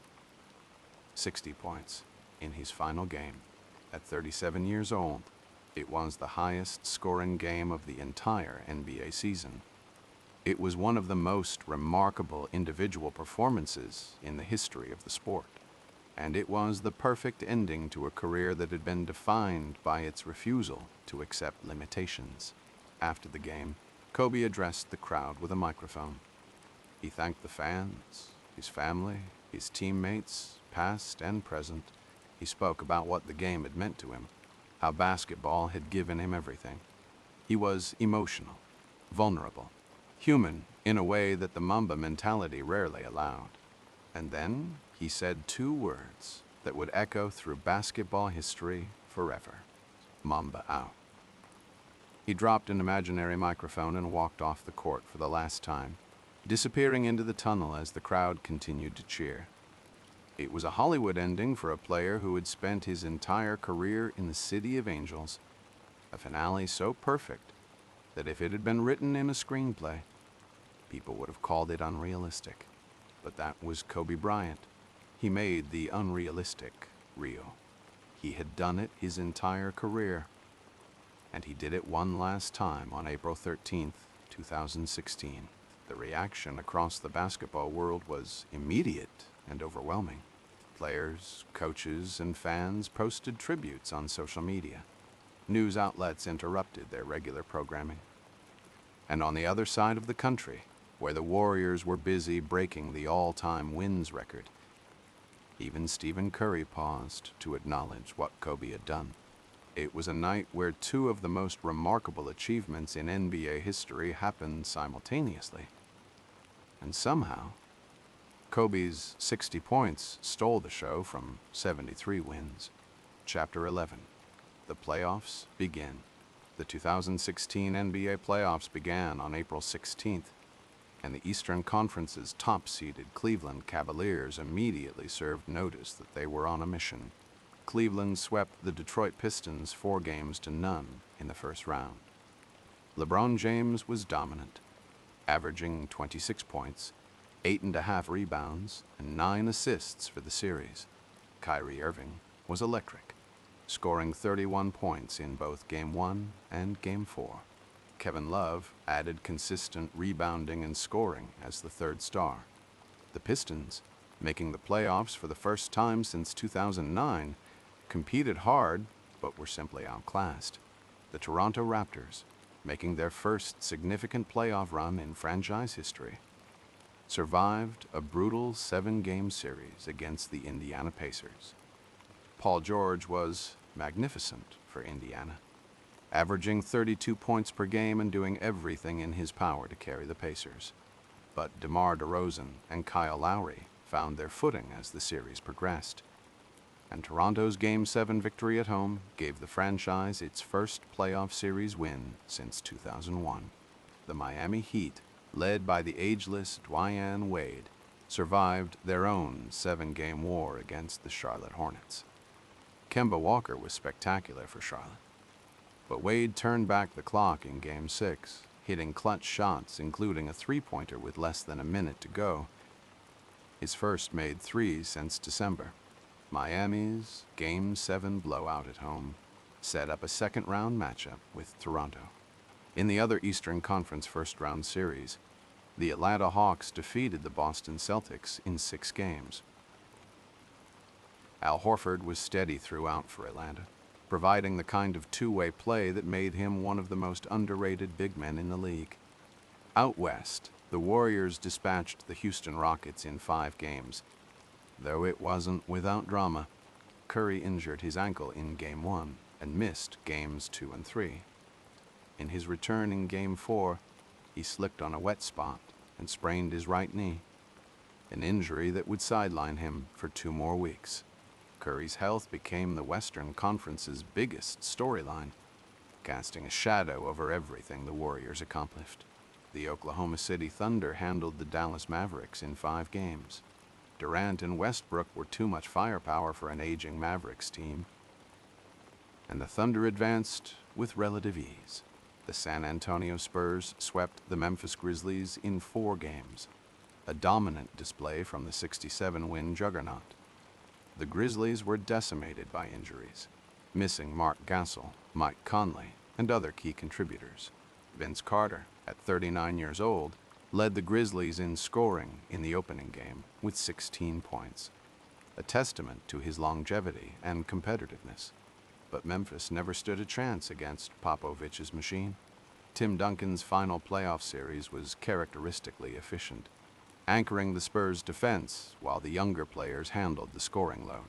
And in the West's biggest first-round upset, the 5th-seeded Portland Trail Blazers eliminated the 4th-seeded Los Angeles Clippers in 6 games. Portland's season had been one of the league's best stories. After losing LaMarcus Aldridge, Wesley Matthews, Nicholas Batum, and Robin Lopez in free agency, the Trail Blazers had been projected to win fewer than 30 games. Instead, behind the breakout performances of Damian Lillard and C.J. McCollum, they won 44 and claimed the 5th seed. Lillard was sensational in the series against the Clippers, averaging over 28 points per game and hitting clutch shots in the 4th quarter of multiple games. McCollum, who had taken a massive leap from role player to co-star over the course of the season, provided a secondary scoring punch that the Clippers couldn't contain. Chris Paul and Blake Griffin competed hard, but the Clippers' perennial playoff struggles continued. Portland played with a fearlessness that comes from having nothing to lose, and the basketball world took notice. McCollum would go on to win the Most Improved Player award for his breakout season, jumping from 6.8 points per game the previous year to 20.8. It was a well-deserved honor for a player who had worked tirelessly to transform himself from a bench piece into one of the league's most dynamic scorers. Chapter 12, the Conference Semifinals. The conference semifinals produced 2 sweeps and 2 7-game series, a stark contrast that highlighted the uneven nature of the playoff bracket. In the East, the Cleveland Cavaliers swept the Atlanta Hawks in 4 games, extending their playoff winning streak to 10 consecutive games. The Cavaliers became only the 4th team in NBA history to open a postseason with 10 straight victories. LeBron was in another stratosphere, controlling every aspect of every game with an ease that bordered on the unfair. Kevin Love found his rhythm as a stretch four, and Kyrie Irving was making big shots in big moments. Atlanta had no answer. The Toronto Raptors, meanwhile, needed 7 games to get past the Miami Heat in a bruising physical series that tested every ounce of Toronto's character. Dwyane Wade turned back the clock, playing some of the best basketball of his twilight years. He was brilliant throughout, averaging over 21 points per game and delivering in clutch moments with the kind of shot-making that had made him a champion.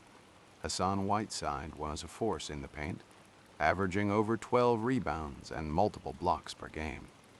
DeMar DeRozan and Kyle Lowry went through agonizing stretches where they couldn't buy a basket, leading to loud criticism about whether the Raptors' backcourt could perform when it mattered most. The series swung back and forth, with each team struggling to gain separation. Miami's veteran savvy and Wade's brilliance kept them in it, but Toronto's depth and energy, particularly from Bismack Biyombo off the bench, proved to be the difference. In Game 7, the Raptors finally broke through. The game was close throughout, a fitting end to a series that had been defined by its competitiveness. Toronto held on at home, and the victory sent them to the conference finals for the first time in franchise history. The first Canadian team to ever reach that stage. The city of Toronto erupted. For a franchise that had spent years as an afterthought in the American-dominated NBA, this was a watershed moment. Out west, the Warriors handled the Portland Trail Blazers in 5 games, though the series was more competitive than the results suggested. Lillard and McCollum pushed the Warriors, but without Curry at full health for parts of the series, Golden State relied on their depth and defensive versatility. When Curry was on the floor, the Warriors were simply a different team, capable of pulling away from anyone in a matter of minutes. The Oklahoma City Thunder produced the semifinals' signature performance by eliminating the San Antonio Spurs in 6 games. This was a 67-win Spurs team with a 40-1 home record, one of the greatest teams in franchise history. And the Thunder dismantled them. Kevin Durant and Russell Westbrook were unstoppable, combining for over 50 points per game throughout the series with a ferocity that overwhelmed even Popovich's meticulous game planning. The series was close early. San Antonio took Game 1 at home, and the 2 teams traded blows through the first 4 games. But in Game 5, the Thunder's athleticism and firepower proved decisive. Durant was transcendent, scoring with the kind of effortless brilliance that had made him one of the 5 best players on earth. Westbrook was a hurricane, attacking the rim, creating for teammates, and playing with an intensity that no one in the building could match. The Thunder closed the series with a dominant victory in San Antonio, a statement that echoed throughout the league. Oklahoma City was here, and they were dangerous. For Tim Duncan, it was his final NBA game, though nobody knew it at the time. The big fundamental, 19 years of excellence, walked off the court in San Antonio for the last time. The crowd gave him a standing ovation, sensing what he had not yet confirmed. It was a quiet ending for the quietest superstar the sport had ever known. In the Eastern Conference, the Cleveland Cavaliers swept the Toronto Raptors in the first 2 games of the conference finals, extending their playoff winning streak to a staggering 10 consecutive games. It looked like another sweep was coming, but the Raptors showed the heart that had carried them through 2 7-game series. Toronto won Game 3 at home, their first ever conference finals victory, igniting the crowd and giving the franchise a moment to treasure. They also took Game 4, evening, the series at 2 games apiece. LeBron, however, had no interest in allowing an upset. He reasserted his dominance in Games 5 and 6, putting together the kind of comprehensive performances that reminded the basketball world why he was still the best player on the planet. The Cavaliers won the series in 6 games. LeBron had now reached the NBA Finals for the 6th consecutive season, the first player since the 1960s Boston Celtics to accomplish that feat. Chapter 13, the Western Conference Finals. Oklahoma City came out with an intensity and physicality that seemed to catch Golden State off guard. The Thunder won Game 1 at Oracle Arena, 108-102, a stunning statement in the Warriors' own building. Durant scored 26 points with the kind of effortless mid-range game that nobody in the league could replicate.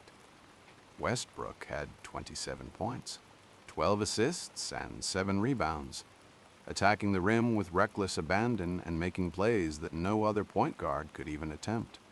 The Thunder's length and athleticism disrupted Golden State's spacing, forced turnovers, and turned the game into a physical battle that favored Oklahoma City.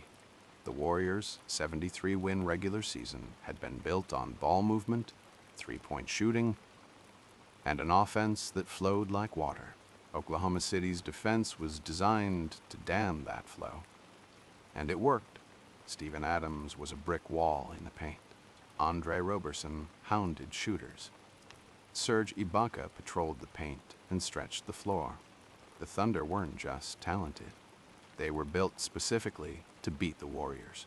Game 2 was more of the same, only worse. The Thunder won 118-94, a 24-point blowout that sent shockwaves through the basketball world.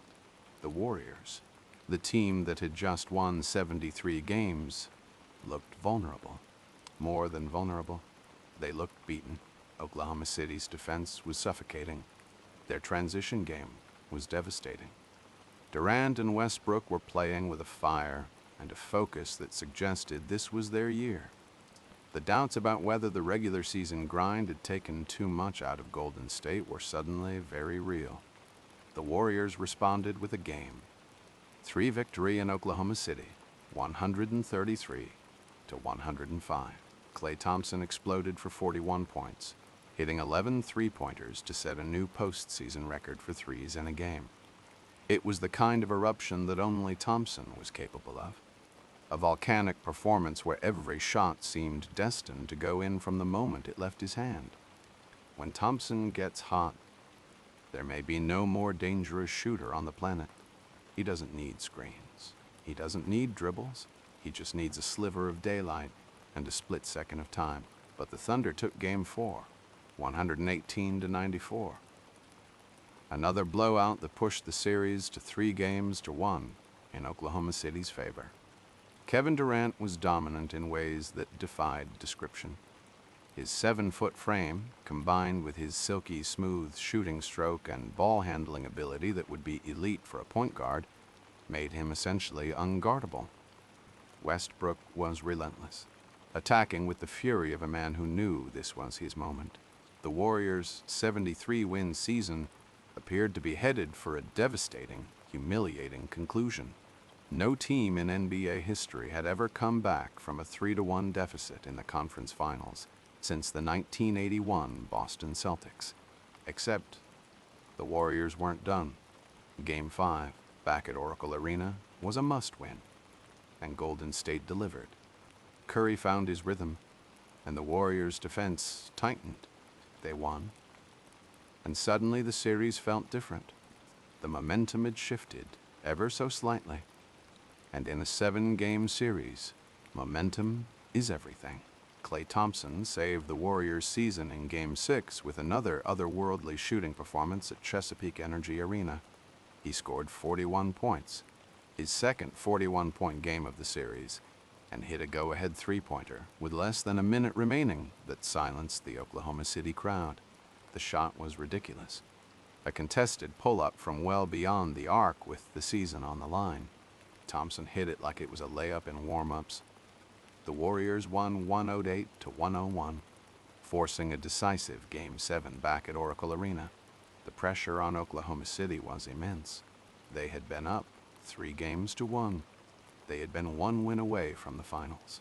And now, they were heading to the loudest arena in basketball for a winner-take. All Game 7. Durant and Westbrook had been magnificent for most of the series. But the final 3 games had revealed cracks. The Thunder's offense, which had been so fluid and creative early in the series, was devolving into isolation basketball. Durant and Westbrook were taking turns going one-on-one, abandoning the ball movement and team-oriented play that had gotten them the 3-1 lead. It was a tendency that had plagued the Thunder for years, and it was asserting itself at the worst possible time. Game 7 was a classic. The Thunder came out strong, building an 8-point lead in the fourth quarter.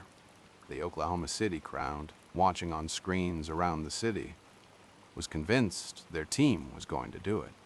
But the Warriors rallied. Curry hit a deep 3. Green made a steal and pushed the ball in transition. Thompson knocked down another shot, slowly, methodically, with the precision of a team that had won 73 games by mastering exactly these kinds of moments. Golden State erased the deficit. Westbrook and Durant went cold at the worst possible time, combining to shoot just 10 for 31 in the second half. The final score was 96 to 88. The Warriors had become only the 10th team in NBA history to overcome a 3-1 series deficit in a playoff series. For the Thunder, it was a devastating loss. The rest of the roster couldn't compensate when the 2 stars went cold. It was a loss that would have profound consequences. Kevin Durant, who would become a free agent that summer, had just watched a championship opportunity slip through his fingers. And Draymond Green, sitting in his car after the Warriors' Game 7 victory, made a phone call that would reshape the NBA landscape. He called General Manager Bob Myers, urging him to pursue Durant. Then he called Durant himself. The Warriors' comeback didn't just save their season. It set in motion the train of events that would lead to Durant joining Golden State, forming the most talented team the league had ever seen. Chapter 14, the Finals. The 2016 NBA Finals was the highly anticipated rematch between the Golden State Warriors and the Cleveland Cavaliers. The Warriors, fresh off their 7-game escape against Oklahoma City, entered as heavy favorites. They had just won 73 games. They had Curry, Thompson, Green, and Iguodala. They had the home court advantage. They had the experience of winning it all the year before. Cleveland had LeBron James, and LeBron had a mission. The previous year's finals, in which Irving and Love were both injured, had ended in a 6-game loss. LeBron had been magnificent in that series, but he couldn't do it alone. Now he had his full team, and he was determined to bring a championship to Cleveland. Game 1 went to the Warriors, 104 to 89. The Cavaliers actually led 68 to 67 heading into the fourth quarter, and it looked like Cleveland might steal home court advantage.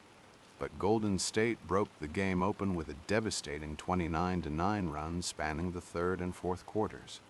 While Curry and Thompson had a surprisingly rough night, combining for just 20 points, the Warriors' bench was extraordinary, outscoring Cleveland's reserves 45 to 10. Sean Livingston, the player who had nearly had his leg amputated after a devastating knee injury early in his career, scored a playoff career high, 20 points, providing one of the most heartwarming storylines in the series. Kyrie Irving led all scorers with 26 points, while LeBron finished 1 assist shy of a triple-double with 23 points, 12 rebounds, and 9 assists. Game 2 was a demolition. The kind of game that makes you question whether a series is even worth continuing. The Warriors won 110 to 77, a 33-point blowout that was the most lopsided finals game in years. Draymond Green led all scorers with 28 points, including 5 of 8 from three-point range, playing with the kind of manic energy that made him both the Warriors' heart and their most infuriating opponent. Kevin Love suffered a concussion during the second quarter while fighting for a defensive rebound and did not return. His absence left Cleveland thin in the front court and robbed them of a crucial piece. The combined margin of victory in the first two games was 48 points, the highest in the first two finals games in NBA history. The Warriors appeared to be on their way to a coronation. The 73-win regular season was going to be capped with a championship, and the debate about whether this was the greatest team ever would be settled. The series shifted to Cleveland for Game 3, and the Cavaliers responded with a 120-90 blowout of their own. LeBron scored 32 points with 11 rebounds and 6 assists, dominating the game in ways that only he could. Irving added 30 points, attacking the rim with the kind of fearlessness that had made him one of the most exciting young players in the league. The crowd at Quicken Loans Arena was deafening, a wall of sound that seemed to lift the Cavaliers on every possession. The Warriors, making 17 turnovers and shooting poorly from the perimeter, looked tired for the first time in the playoffs. The back-to-back 7-game series against Oklahoma City appeared to be taking its toll. But Game 4 swung the momentum decisively back to Golden State. Curry finally erupted, scoring 38 points on 7 of 13 three-point shooting. After averaging just 16 points in the first 3 games, the unanimous MVP looked like himself again. The Warriors made 17 three-pointers, setting an NBA record for a single finals game. They made only 16 two-point field goals, meaning they had more three-pointers than twos. The first time that it ever happened in finals history. The Warriors won 108-97, taking a commanding 3 games to 1 series lead. It was the Warriors' 88th win of the season, breaking the 1995-96 Chicago Bulls record of 87 for most combined regular season and postseason wins. After the game, Draymond Green and LeBron James had a confrontation. Green fell to the ground, and LeBron stepped over him. Green, feeling disrespected, swung his arm and appeared to make contact with James's groin. It was a moment that would have seismic consequences. Chapter 15, the greatest comeback.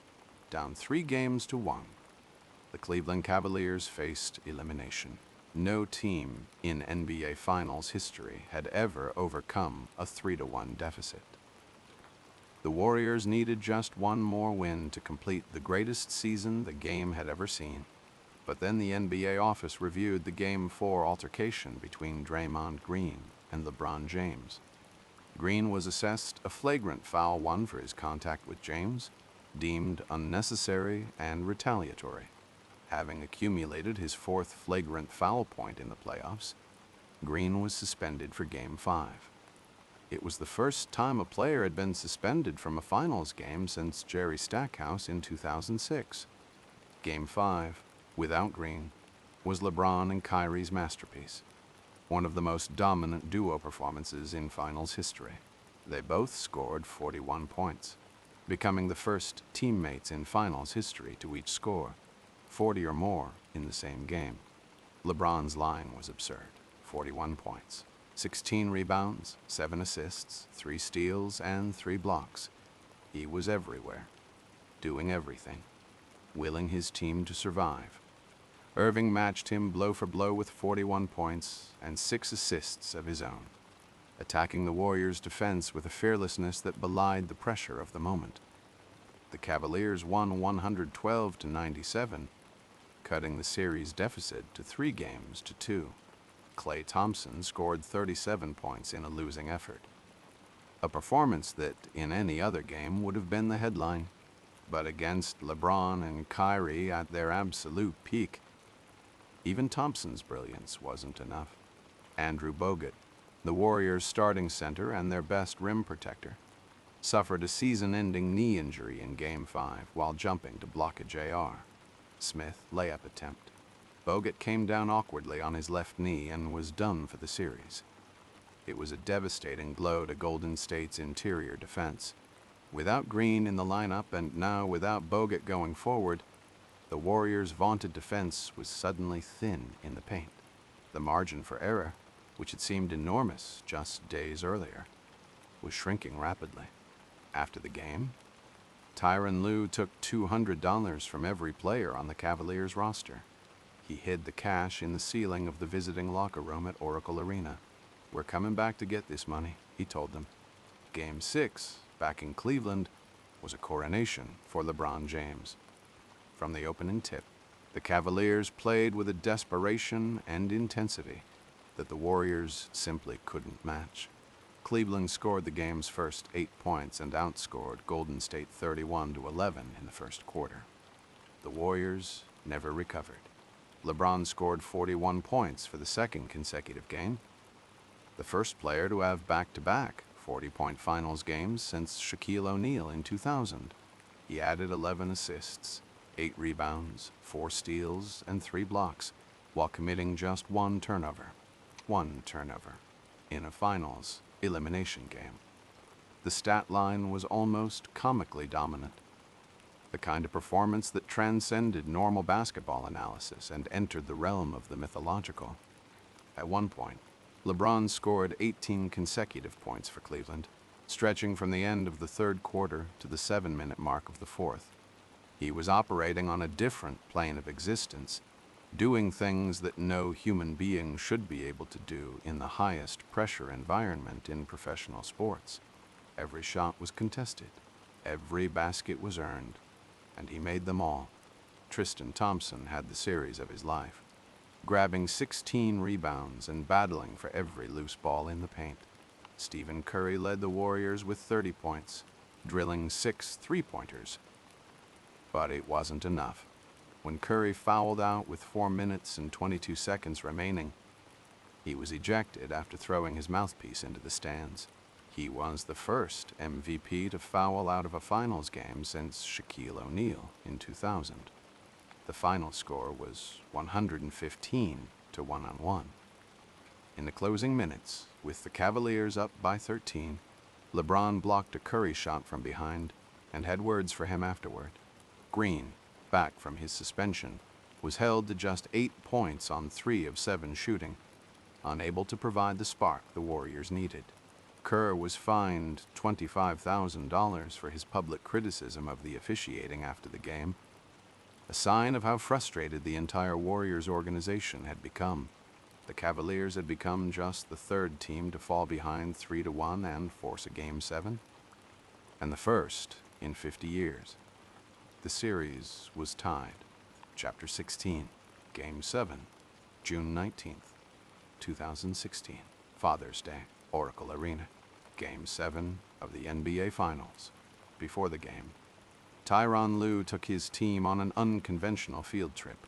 He brought the Cavaliers to San Quentin Prison. They walked past the electric chair. They spoke with inmates. And then Lue told his team, "That's pressure, not a Game 7. What followed was one of the greatest basketball games ever played. There were 20 lead changes and 11 ties. It was the only game in the series to have a final margin of fewer than 10 points. Both teams entered Game 7 with the exact same total points scored through 6 games, 610 apiece. The game was a war of attrition. Golden State led 49-42 at halftime, and it felt like the Warriors' home court advantage might be the difference. But in the second half, Cleveland outscored Golden State 51-40. The fourth quarter was a defensive masterpiece from both sides, with neither team able to gain separation. Then came the final minutes, and 3 plays that will live forever in basketball history. With the score tied at 89 and 1 minute and 50 seconds remaining, Andre Iguodala received a pass from Stephen Curry in transition. He drove to the basket, going up for what appeared to be an easy layup.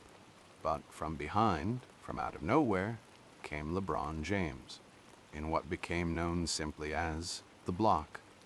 LeBron chased down Iguodala and pinned his layup attempt against the backboard. It was one of the most athletic and clutch defensive plays the sport has ever seen. LeBron was in the 45th minute of what would be 47 minutes of basketball, and he summoned the kind of explosive burst that seemed to defy the laws of human fatigue.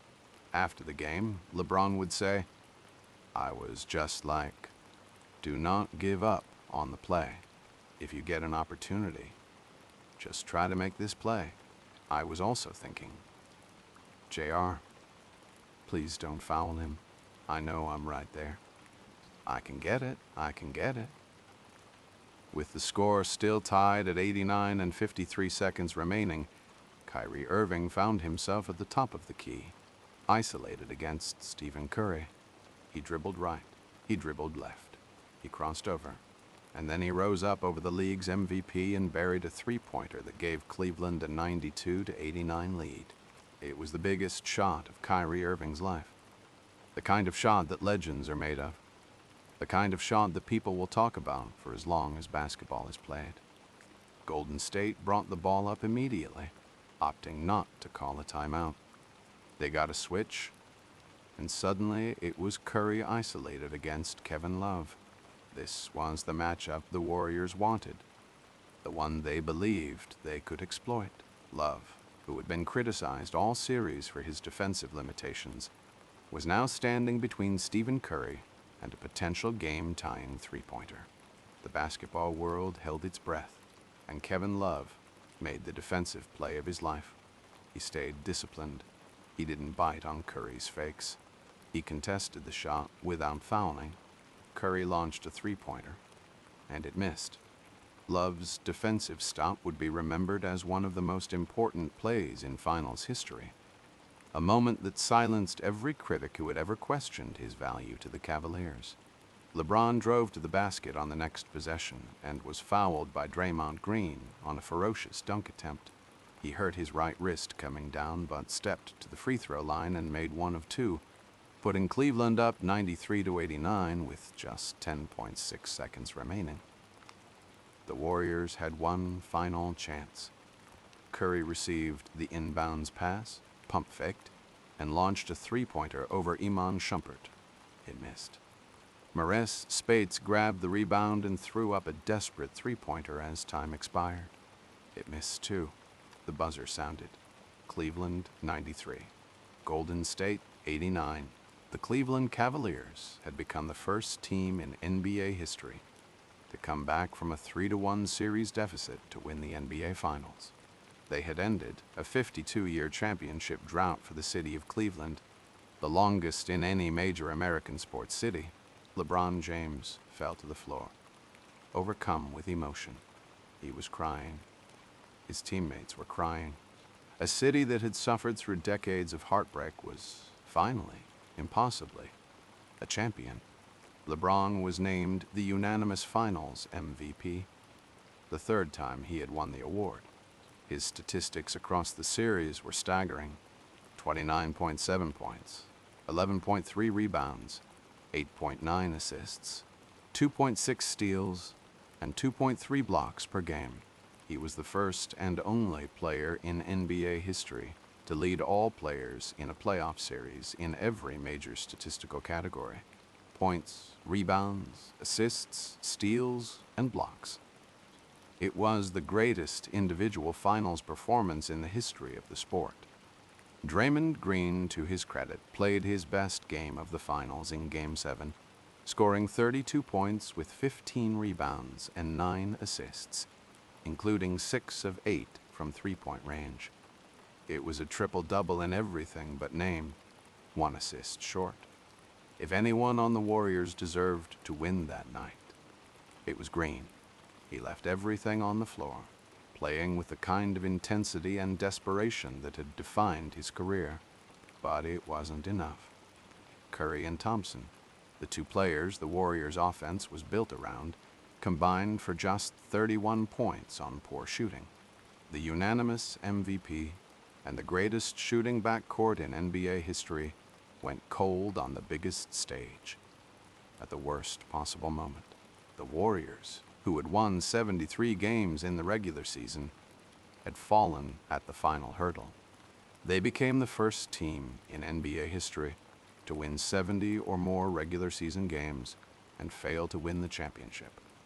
They had also become the first team to overcome a 3-1 series deficit in the conference finals, only to blow a 3-1 lead in the finals. The symmetry was cruel. The parade in Cleveland 3 days later drew an estimated 1.3 million people, the largest NBA championship celebration in history at the time.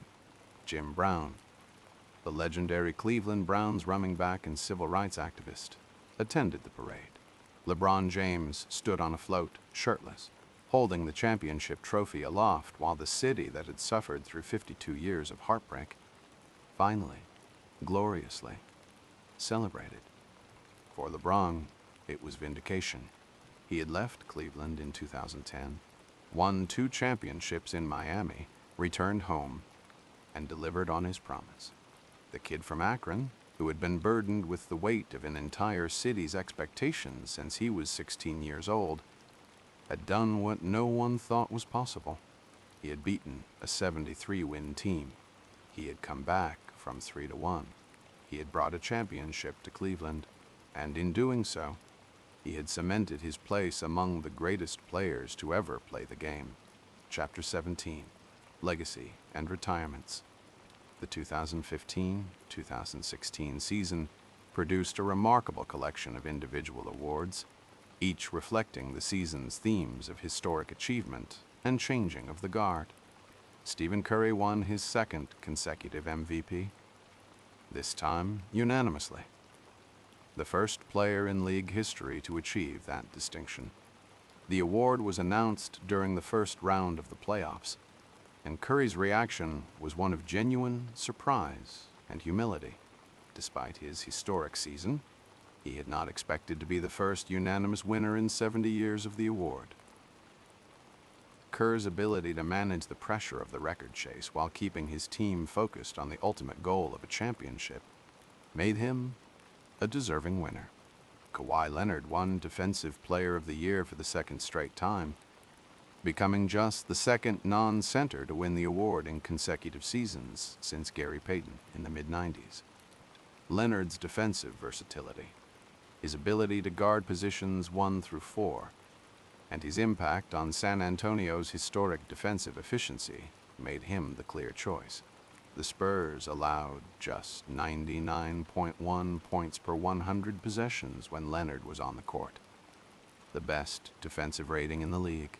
Karl Anthony Towns won Rookie of the Year after averaging 18.3 points and 10.5 rebounds from Minnesota, collecting all 6 Rookie of the Month awards in the Western Conference. Towns became the first player since Tim Duncan in 1997-98 to sweep the monthly awards in his conference.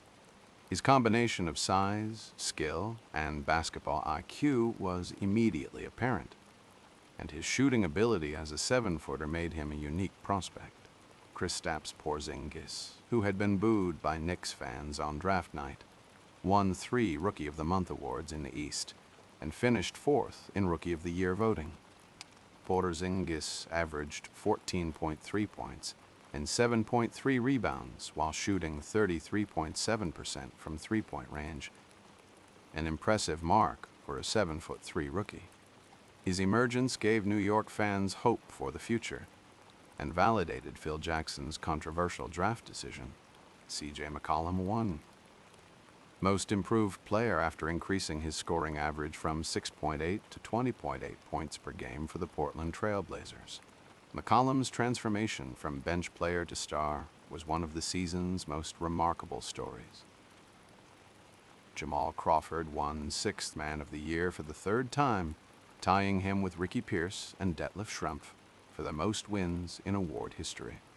At 36 years old, Crawford averaged 14.2 points per game for the Los Angeles Clippers while shooting 43.7% from three-point range. His ability to provide instant offense off the bench had been a constant throughout his career, and his longevity was remarkable. And in a sign of how deep the season's talent pool was, Nikola Jokic made the all-rookie first team alongside Towns, Porzingis, Devin Booker, and Miles Turner. Jokic, selected 41st in the 2014 draft, was already showing flashes of the passing brilliance that would eventually make him one of the most unique players in NBA history. His ability to facilitate from the center position was unlike anything the league had seen before. The All-NBA first team featured Curry, Westbrook, Leonard, LeBron, and DeAndre Jordan. The All-Defensive first team featured Leonard, Green, Jordan, Avery Bradley, and Chris Paul. These were the best of the best. The players who had defined a season that many considered the greatest in the sport's history. And then came the goodbyes.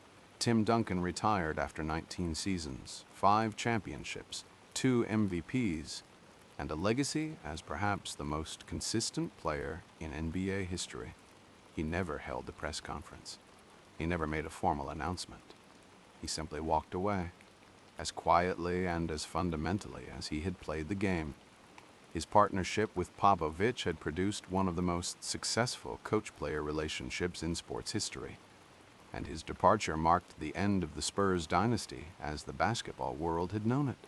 Kevin Garnett retired after 21 seasons, 1 championship, 1 MVP, and a career that had changed the way power forwards were evaluated and utilized.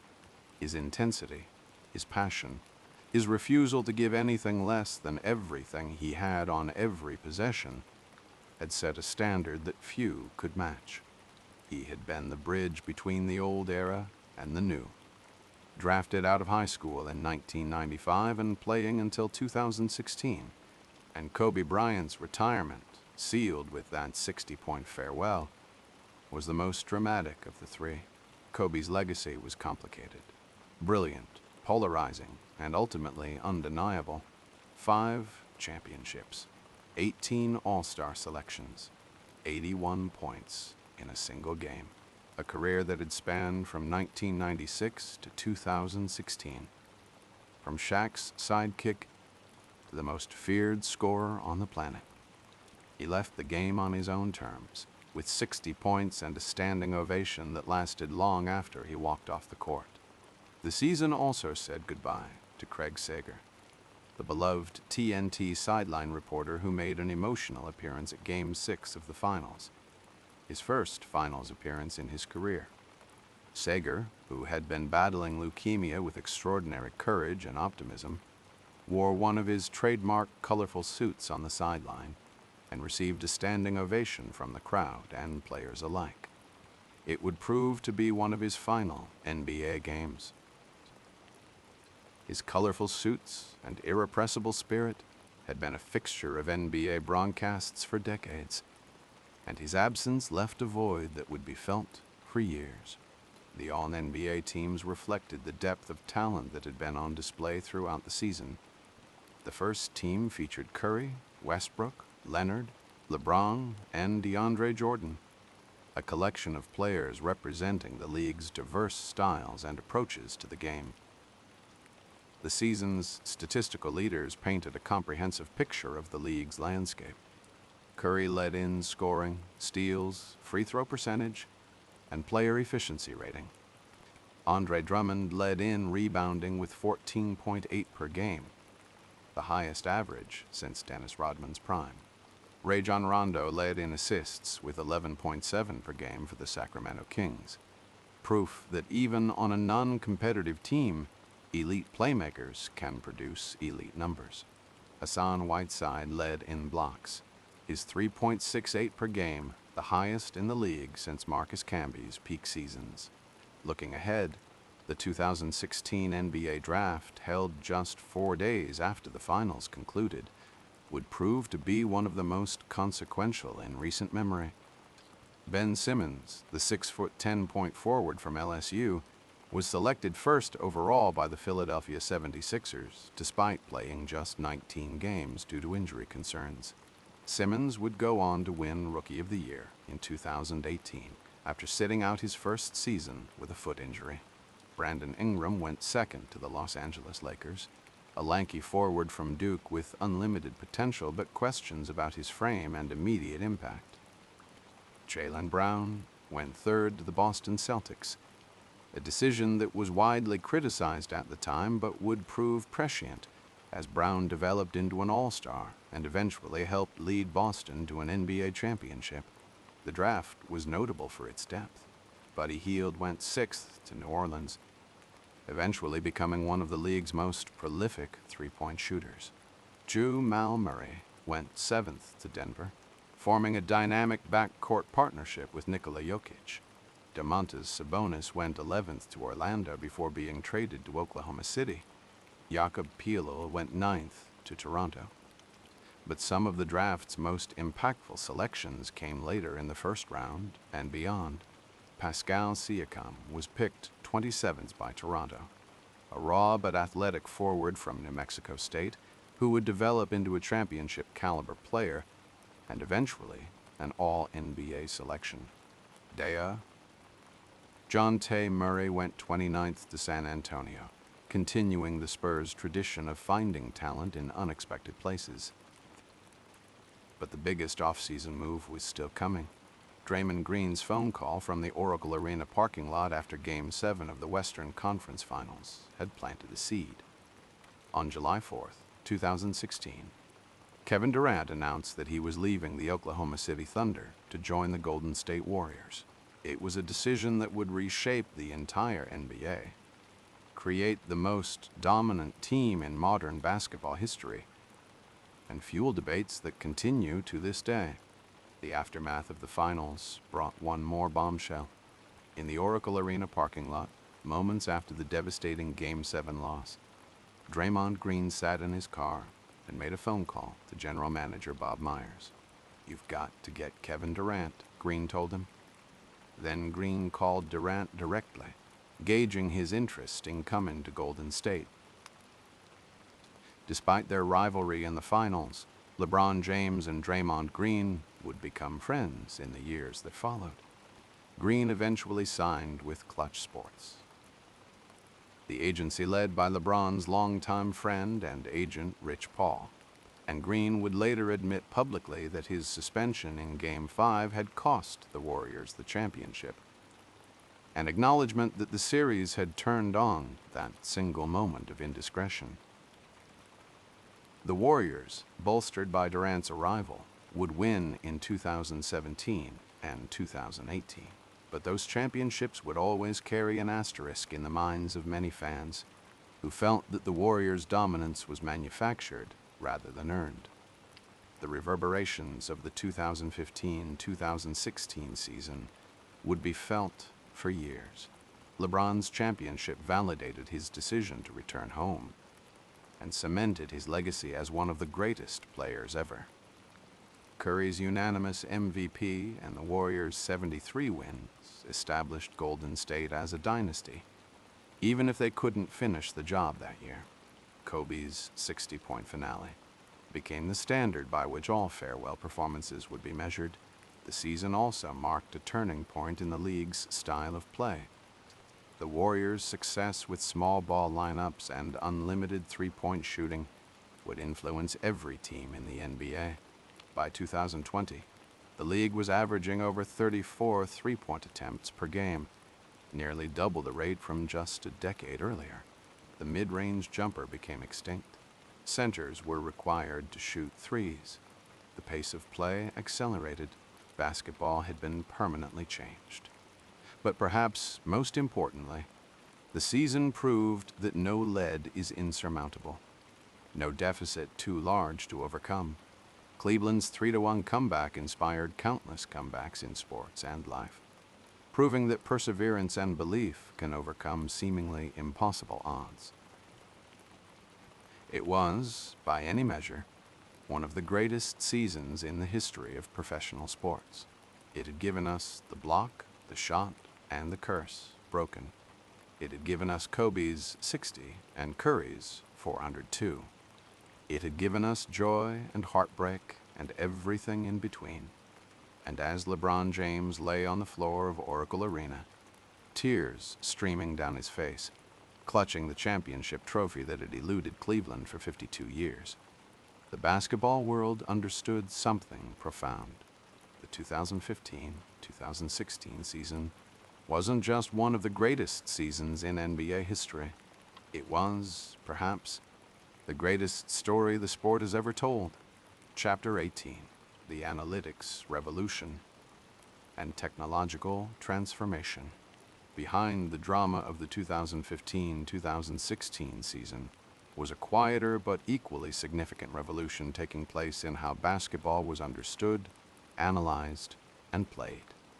The marriage of technology and basketball analytics was reaching a tipping point, fundamentally changing how teams evaluated talent, designed strategies, and made decisions that would shape the future of the sport. The installation of Sport VU camera systems in every NBA arena had created an unprecedented treasure trove of data. Every movement of every player was being tracked 25 times per second, generating millions of data points per game. For the first time in basketball history, teams could measure not just what happened, but how it happened, where it happened, and at what speed it occurred. The Golden State Warriors had become the most visible beneficiaries of this analytical revolution. Their three-point shooting wasn't just aesthetically pleasing or strategically sound, it was mathematically optimal. The Warriors understood that a 35% three-point shooter was equivalent to a 52.5% two-point shooter, and they had built an entire offensive philosophy around maximizing these mathematical advantages. Stephen Curry's season was historic, not just in traditional statistics, but in advanced metrics that revealed the depth of his impact. His effective field goal percentage of 63.0% was extraordinary for someone attempting over 20 shots per game. His true shooting percentage of 66.9% meant he was getting more value per shot attempt than virtually anyone in league history. The Warriors weren't just winning because Curry was making impressive shots. They were winning because every shot he took was mathematically superior to the shots their opponents were getting. The tracking data revealed nuances of player movement that had never been quantifiable before. Teams could now measure how fast players ran, how many miles they covered during a game, how quickly they released their shots, and how much ground they covered on defensive rotations. Load management, which had been based primarily on intuition and experience, was becoming a science informed by precise measurements of player exertion and fatigue. The transformation extended beyond just player tracking. Teams were investing heavily in sports science departments that combined data analysis with physiological monitoring. Players were wearing devices that measured heart rate, sleep patterns, hydration levels, and muscle fatigue. Recovery protocols were being optimized based on individual player data rather than one-size-fits-all approaches. The draft process was being revolutionized by this data explosion. Traditional scouting, which had relied on subjective evaluation and limited statistical samples, was being supplemented by comprehensive analytics that could project how college players might perform against NBA-level competition. International scouting was becoming more sophisticated as teams developed models that could account for different styles of play and levels of competition. Social media was transforming how players, teams, and fans interacted with the sport. Twitter had become the primary platform for breaking news, with reporters like Adrian Wojnarowski building massive followings by providing instantaneous updates on trades, signings, and league developments. Players were using Instagram and other platforms to build their personal brands and connect directly with fans, bypassing traditional media entirely. The financial implications of this technological revolution were staggering. Teams were investing millions of dollars in analytics departments, hiring statisticians, data scientists, and researchers who might have worked for Wall Street firms or tech companies in previous eras. The competitive advantage that could be gained from superior data analysis was driving an arms race among front offices. Fans were becoming more sophisticated, consumers of basketball information, demanding deeper insights than traditional box scores could provide. Player development was being revolutionized by technology that could provide immediate feedback on shooting mechanics, defensive positioning, and decision-making. Video analysis that had once taken hours could now be automated, allowing coaches to provide players with detailed breakdowns of their performance within minutes of a game ending. The three-point revolution that the Warriors were leading wasn't happening in isolation. It was the direct result of analytical insights that had been building for years. Teams had discovered that the mid-range jumper, once considered the mark of a skilled player, was actually one of the least efficient shots in basketball. The sport was becoming increasingly polarized between shots at the rim and shots beyond the three-point line, with everything in between being gradually eliminated. Defensive analytics were revealing which players were truly impactful, beyond traditional statistics like blocks and steals. Players like Draymond Green were being recognized for their ability to guard multiple positions, switch on pick and rolls, and alter shots without necessarily recording blocks. The concept of defensive versatility was being quantified in ways that had never been possible before.